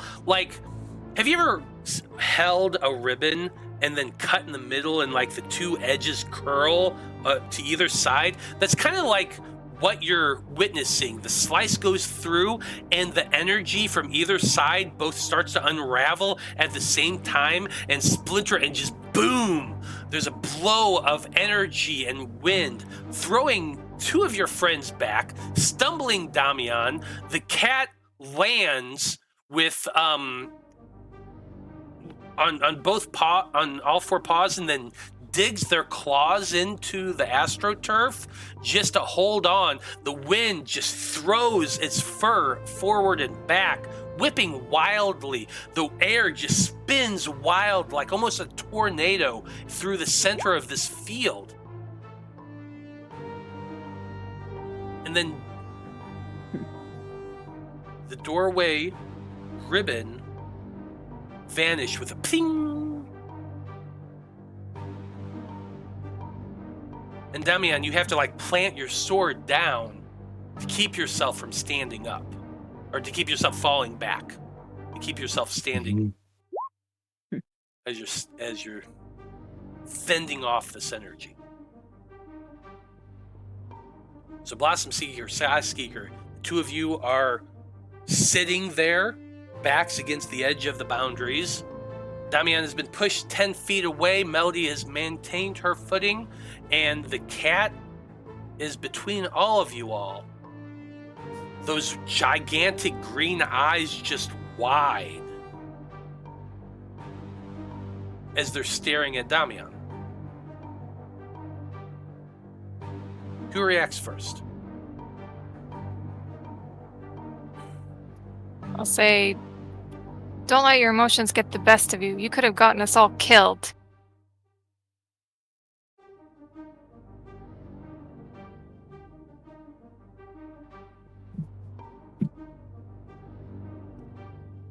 Salem? Cat? Salem Ow. doesn't respond. I stay silent and I de-transform. I just sit there in student form now. I imagine it's just kind of like petals just sloughing off of you, almost like leaves on a fall tree. Mm-hmm. Exactly. Cat's gonna stay in form right now, but just go, ow, that hurt. Well, Did anybody actually get hurt? Not from a hit point standpoint. It's more of a Well, narrative thing. we need to find those kids and save those kids somehow. But if we're not walking through a tunnel through Evil Land is not the way to do it. I had to do something. I wanted to shoot it, but I didn't know if it might explode, and well, maybe it would have. Next time, don't hesitate. Just do it. Yeah, okay. Walking through was dumb. But I wasn't gonna do nothing. The Wanderer kind of straightens up and says, "That was really reckless, Damian, but the results are impressive. But I feel like we need to have a serious talk." Uh-oh, we're in trouble. I agree. The cat sits there and their ears are forward now. The bristling of their fur is gone, and so are the dragon wings. He looks just like a cat again, other than the fact he has green headlight eyes.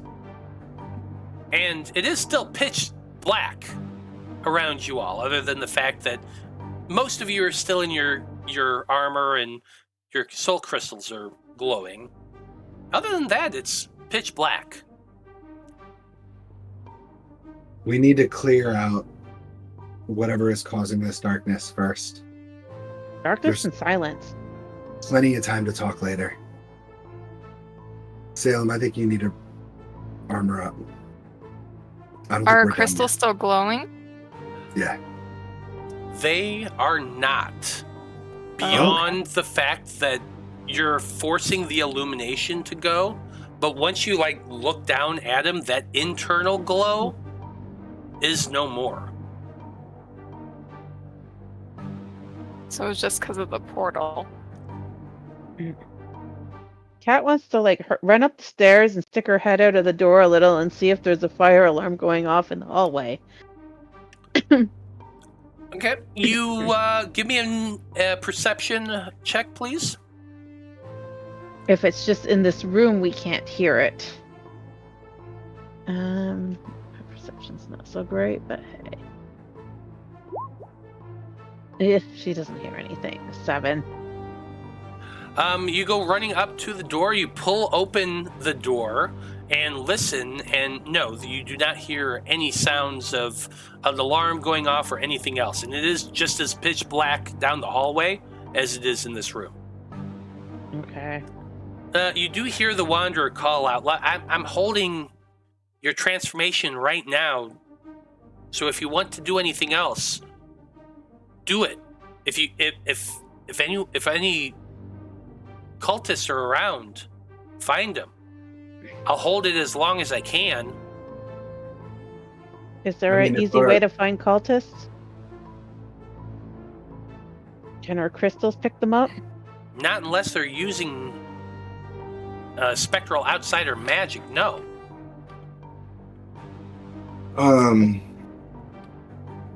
Yeah, is there places in the room they could be hiding? Can we just look around under the seating area and everything? Now that you can absolutely do. This is going to be an investigation check for anyone who wants to take the next 10 minutes to look around this area and try to find anybody. You still have your crystals out. You can still make them glow, so they're a little bit like flashlights.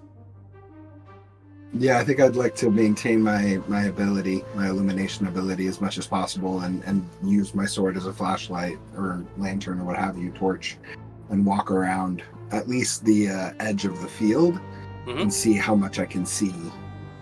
So I'll definitely do that. Absolutely.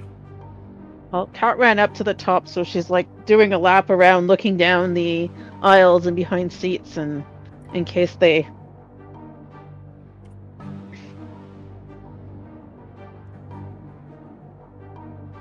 Oops.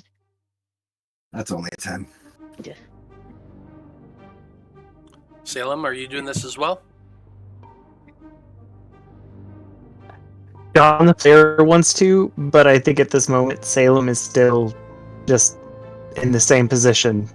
They are reflecting on things right now. That's so fair. They are not. That's fair. So, Katrina, Melody, the two of you find these things before anybody else. There's a lot of school and gym bags all lined up on either side of the soccer field. There's about 15 or so. There's also several clipboards talking about does the soccer team have like the way the football team has plays? I don't know if that's a thing or not. I mean, it depends on the team, but yeah, like usually you play a position and you play a formation, and so, but there are like trick plays, pass plays, things like that. Yeah, for sure. Okay, so you are going to find clipboards with that sort of thing on the field. You're going to find a bunch of school bags and gym bags with like changes of clothes. There's like notebooks and things like that. I could give you a dozen or so random names if you really wanted them. They're not nearly as important as the fact that these are all definitely the bags of Loroupa High students, and notes and information that the coaches of a high school soccer team would have. You don't see anything more beyond that. You don't find like a wallet or keys or anything like that. But there are like a lot of teenage boy and girl clothes and that sort of thing. Do they have uniforms, or they just have regular clothes? Like they're wearing their uniforms. They're wearing their soccer uniforms, but do Yeah. they have school uniforms at that school? No, or... this is a public high school. Okay. Public high schools don't have school uniforms. So it's just general streetwear and that sort of thing. Basically, what you found is all of the kids' school bags or gym bags, one or the other, the coaches' notes for practice and stuff like that, some whistles, a lot of bottles of water and that sort of thing, some Gatorade, stuff like that. You don't find any students still lingering about. However, Nope. There are probably some windows that are tinted that look in, but are not tinted looking out. And Melody, you with your 21 would definitely notice this. Yeah, I'd say Kat would know this too. That as you're looking outside, you can see that there's a large gathering of people, all kind of congregated right out front in the parking lot of the rec center. Probably because of the power outage. Or the fire alarm works One more everywhere else. Yeah. One more thing I'm going to note, Melody, with your 21. You would note this specifically. After gazing past all of the people congregated out in the parking lot, you would note the fact that all of the parking lot lights are out. All of the lights in the immediate vicinity, like houses that surround the recplex, that sort of thing. It's late at night. It's probably around 9:30. Zero lights whatsoever. You're not seeing any lights in the distance, as far as the eye can see. I'll tell everybody that. I wonder if it was Say- caused by fish. Say, hopefully it's just this area, but I can't see any light out there at all. Let me guess. It was caused by fish in the water and it put out the lights for the town? Oh, does that mean that every time there's been a power outage, a portal to elsewhere has been opening? Maybe. Possible. Maybe that's how... Well, no, because they used water to get out. But it was for them, it wasn't for others. We don't know Yeah. Cultists can jump through shiny things. But are the students cultists as well? Or are they just innocent victims? No, they're victims in all this. I think we're not going to find anything else here. We have two options. We can see if the power plant has any issues and try to meet up with Hana, with Aisha there. Hopefully she's done doing whatever she has to do. Or we can go to the high school and return all of this gear. Dump the gear at the high school? Yeah, and I think you know what I want to do. Take a look at the high Well, school? considering that this is like the 4th power outage, I feel like we've just been ignoring this problem. And they can come get the gear themselves. They know it's here. But if it might not be the power plant, that's the problem. If it was the portal that drew the energy. I mean, they said that there's been issues at the power plant multiple times. Yeah, though. that too. There's that too. But there's something at the school, there's something at the power plant, there's something at the church, there's something at the development company, there's something at the game company. There's not really let go of the portal, and I did. And I said I would let go of the school if we found something, and we did. And I'm now just more motivated to go finish this. But we found the soccer team. That's what you were worried about. So what's the point of going to the school? They still have the soccer team. I'm wondering if they went through the portal to the school. No, he said it was to elsewhere. The Wanderer did. They can't stay in elsewhere forever. I thought he said it could be. The Wanderer is there with you, and he said, I'm just postulating at this, but it definitely does not feel like it connects to the material plane. And the only thing that I can guess at with that level of malevolence and murderous intent is elsewhere. It can't be anywhere else. That may be. But they're not going to keep the kids there. The kids have to go home tonight. Otherwise, their plan is screwed. And I doubt they're going to come back here.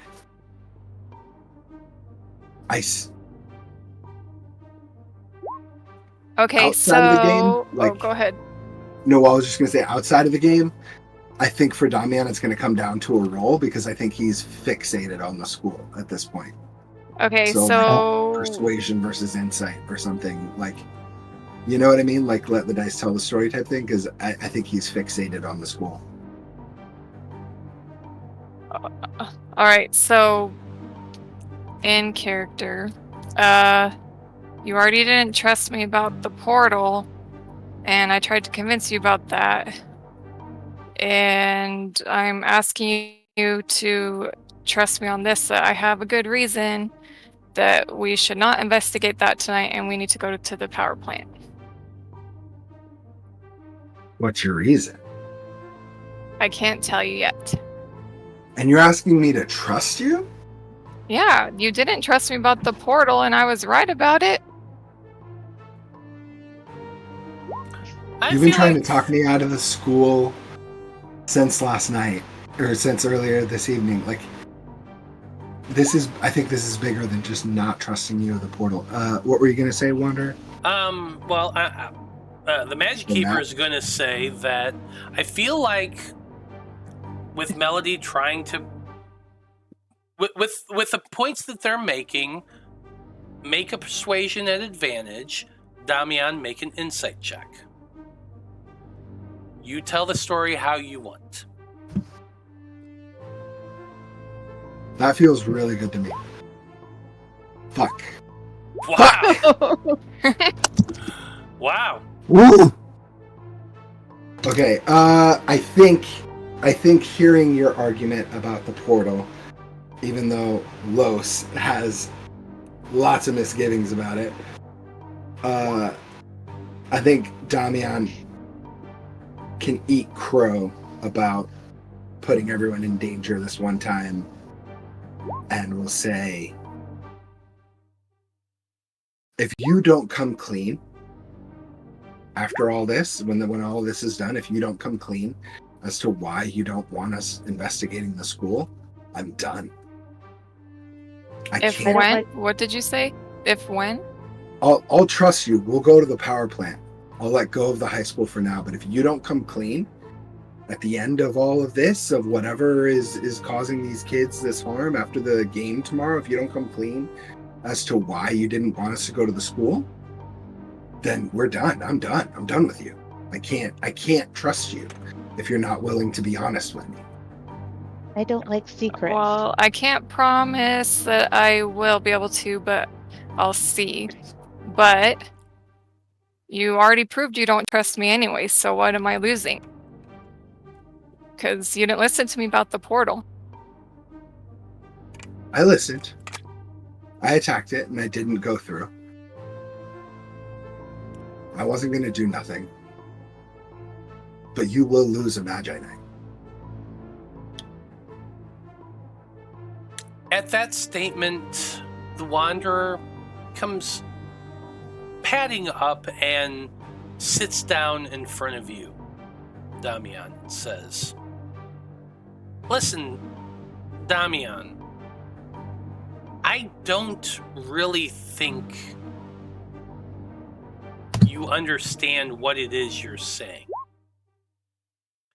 And look, I can accept a little bit of misgiving and a little mistrust at first, but you're kind of going on the deep end here. I'm not gonna lie.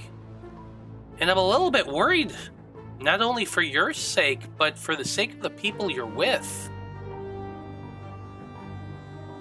And I feel like this is a conversation we really need to have.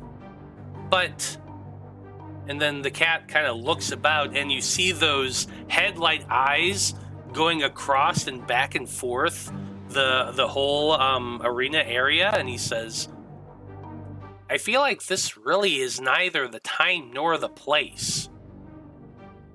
Because if Melody's right, and she certainly seems to have been up to this point, you have something to deal with at the power plant. Like, I honestly don't understand why you're so antagonistic towards me, when all I've done has been truthful and honest and given you a second lease on life. But that's something we need to dig into later. So, if you're really threatening your friends to step away, you really need to understand exactly what it is you're threatening here. Because your life is connected to the fact that you're a Magi-Knight.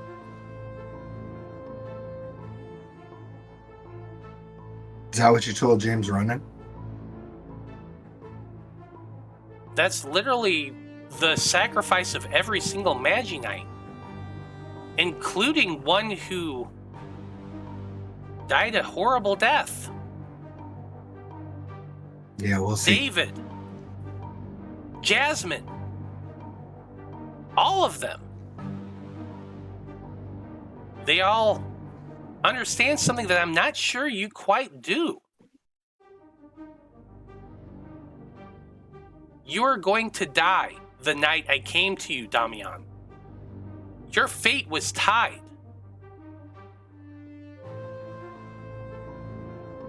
You are on an extended lease on life here, friend. Look, I get it. I'm a dead man walking. I've accepted that. When I die, it will be my time. But it will be my choice. Sure, it will. And if you want to walk away, that's exactly what's going to happen. Understood. But you're We're not on the just same page. you're not walking away from yourself. You're walking away from them. And the cat kind of nods back at your three friends who are all staring at you right now, Damian. As the power does fade from each of you, leaving you back in your human forms. The cat seems to be irritated, and his tail is swishing back and forth. Damian, you're worrying me. I don't want you to burn out the way people you've named or people you've known have done. I'm trying to help you here. I think you've done enough. Let's go to the power plant. And with that, I feel like Damian walks away from the cat and their three friends. I'll give each of you a moment to react before we cut away. Salem. What are you doing? Oh god, I have not wanted to interrupt any of that because it was so good. But Salem left a while ago. Where did Salem go? Salem is legitimately, at this point, I'm going to give you a little perspective into their mentality. Mm-hmm. With everything that's going on, they have not had a lot of friends. Damian is the closest friend they've ever had. And so right now, they're equivalent, they are like, the school, the soccer team, this is what's causing them to go down this dark path. So if this is what's causing them to almost kill themselves, fine. You know what? We're going to go take care of the soccer team right now. He left during that whole thing and is now beelining for the school. Like, I am walking to Loroupa High by myself in a rage. So I don't think that's totally fair, though, because, like I said, Melody would have been watching for that because she's trying really hard to keep everybody from going. So Well, that's why I've been trying to say, like, in chat, if there's a roll or anything, I am happy to make that. But we were all in complete darkness, and I was in human form with no we were light. both Magi-Knights, Yeah, or well, so- three of us were Magi-Knights. I will point out that the darkness only happened when the Wanderer dropped it when I said. So you would not have that total darkness until that point. So you would have been listening, and you would have been aware of what's going on. Now, at that point, Salem, make a stealth check. Melody, perception. I'm going to use my inspiration and get an auto 20. I mean, that's fine. You can see me. I'm still going. Yeah, they are going. The moment it went dark, you would notice the So fact that at Salem... what point? Yeah, Sorry. hold on. The moment it goes dark, Salem starts walking towards the edge of the field to get over the barrier to get up to the stairs. Melody, you would see that first because of your nat 20 with your inspiration. So you would be able to see that happening, and you would be able to react, and then, Damian, I promise, you and Kat can react from there. So. Oh, I don't want to react. I just want to understand from my mental image. Okay. When, at what point, so the conversation happens, right? Yeah. The roll happens between Melody and me where I go, okay, fine. You, like there's an insight of like, I know she's lying to me. I don't like it, but I'll agree. And then the ultimatum, and then the Wanderer and I. At what point in that timeline did Salem up and just start stuffing them? After that all happened, when all of your magic faded, after that whole conversation, the magic faded, the lights went out, and that's when Salem was able to try to slip away. That makes sense? Yes. So the conversation I think- happened and all that. Okay, got it. Go ahead, Kat, or whoever was next. I don't know. Cat was just. I don't know what to say. I also need to ask out of character, if you guys didn't know something was going on because you heard the conversation between me and James, would you really be trying this hard to go to the school? Because to me, it doesn't make sense at all.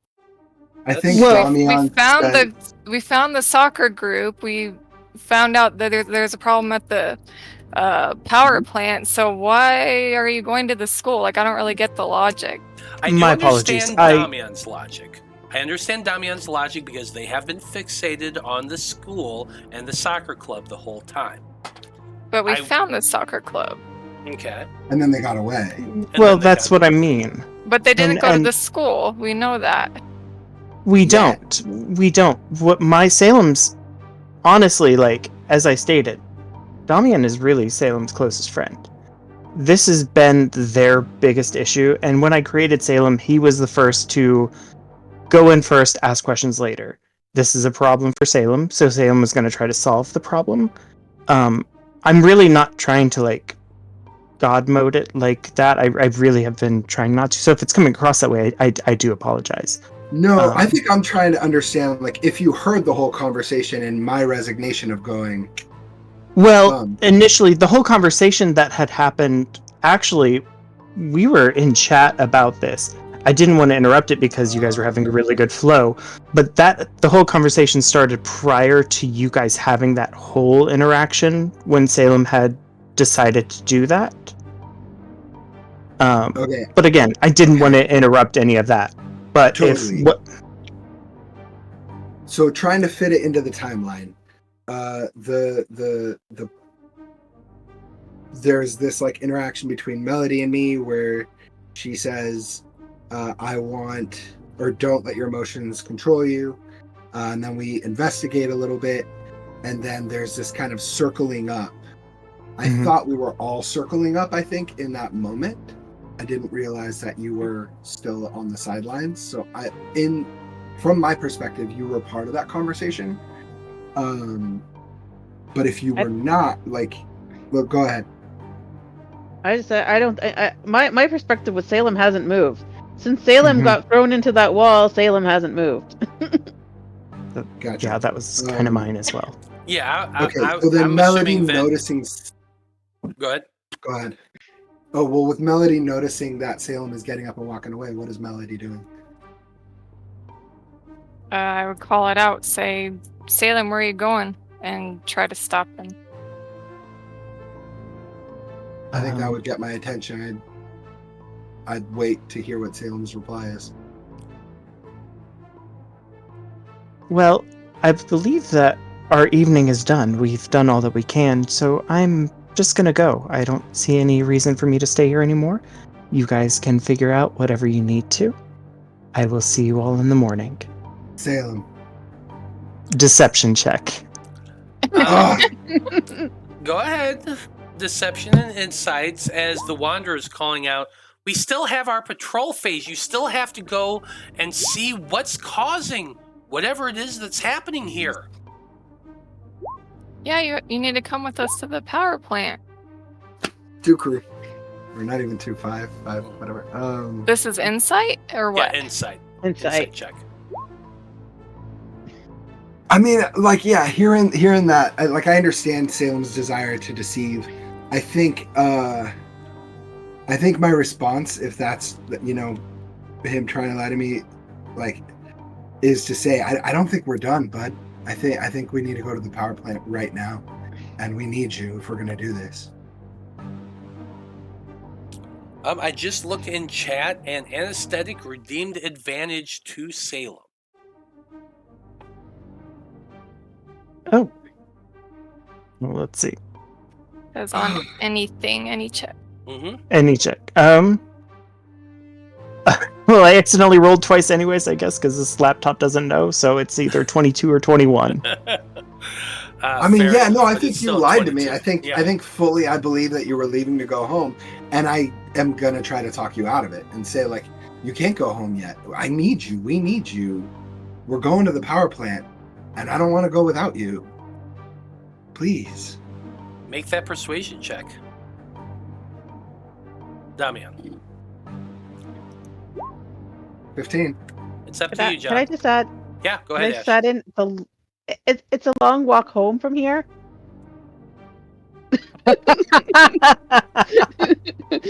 Yeah, Wow. like what are you gonna do? Walk? The buses are Ah. down. Wow, anesthetic just redeemed disadvantage. What is the disadvantage for on anesthetic? Damian, roll that persuasion again. You're taking that lower number, 12. DM, what would be a good roll? I will let the dice decide. Okay. Insight is kind of the Mm-hmm. go-to at this. I will also allow leadership. Okay. It's the same. We'll do that then. Damn it. It's fine. Not buying it. Fine. I don't buy it. I don't. Damn it! Oh, the player and they're in wars right now. It wasn't high, so I'm still gonna. Fine. I will stay with you guys for now. But whatever you want to do, I'll just follow them. Because I'll stick with the group. I will stick with the group. Okay. Damn it. Well, Hey. that's where we're pulling out for this evening. As we pull away from the Loroupa Rec Center, we now look down upon Loroupa City, where the entirety of the city is dark. The power outage has extended the full range of the city. And we will find out what our heroes discover in an unfortunate 2 weeks. Wow. First off, I like to say that was a great episode, everybody. Wonderful role play. Well done. And thank you to everyone who watched this evening. We very much appreciate you tuning in and hanging out with us. This was a rough one. Every time we do a rough episode, I just want to tell you all, I love you all very much. This was great. We're all friends, and playing characters and being people are always two different things. But when we get into that drama, love it. Thank you. Bellissimo. Thank you very much. And thank you to all who hung out with us. As always, we like to go around the table and have everybody tell us who they are and where we can find them on the internet. Kira, you did the recap. Tell us about yourself. Okay, I'm Kira. I'm the assistant creator of Magi-Knights Awakening, which you can find on DriveThruRPG in both physical and digital. And you can find us on any of our social media accounts, which are all linked on our website, magi-knights.com. And then I'm also the author of the children's book, My Dad the Game Master, which you can find on Amazon. Definitely go check those out. They're awesome. Los, you're next. Yeah, I'm Los. I played Damian, and my socials are all PDX Homebrew. And I don't stream anywhere else. I just hang out here. Hey, you know what? I love Random Rhapsody exclusives. Talking about Random Rhapsody exclusive, Ash. Ashleyien, I played Cat, and I don't do too much. I'm just here every 2 weeks. Magi-Knights. Well, we love having you here. That's all that matters. John, you're next. I'm John. I played Salem tonight. It was a blast, and I just want to say thank you to all of my fellow players. It has been a week from hell. I tried not to bring any of that drama in here, but I guess it worked out for the best because it was a good game. But you can find me here every other Monday and Wednesdays. On Mondays, I am in our Pathfinder 2E game for the Aethertech Wars, and here for Magi-Knights. But you can also find me on Instagram at CreativePanda88 or at Blue Sky at johnpoart.bluesky.social. Right on. Well, as always, I am Matthew R. Dawson, your friendly neighborhood host and game master for this evening.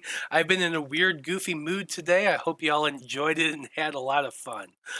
You can always find me every Monday and Wednesday right here on this network. I'm trying to expand things a little bit. I'll talk about that more later. But apart from that, you can occasionally find me on a lot of other channels. Our Sparks Ignited, Lost Caravan RPG, All on the Table TTRPG. If it's TTRPG related, you can probably find me there. Maybe, who knows? But other than that, you always find me right here on this channel, and I hope you continue to come back for it. And so, on behalf of everyone here with the Dream Seekers and everyone in the Random Rhapsody crew, I just want to say thank you, folks. It's been a delight. So long, and good luck. And until next time, may your dreams be infinite. And good night. Night night. Okay.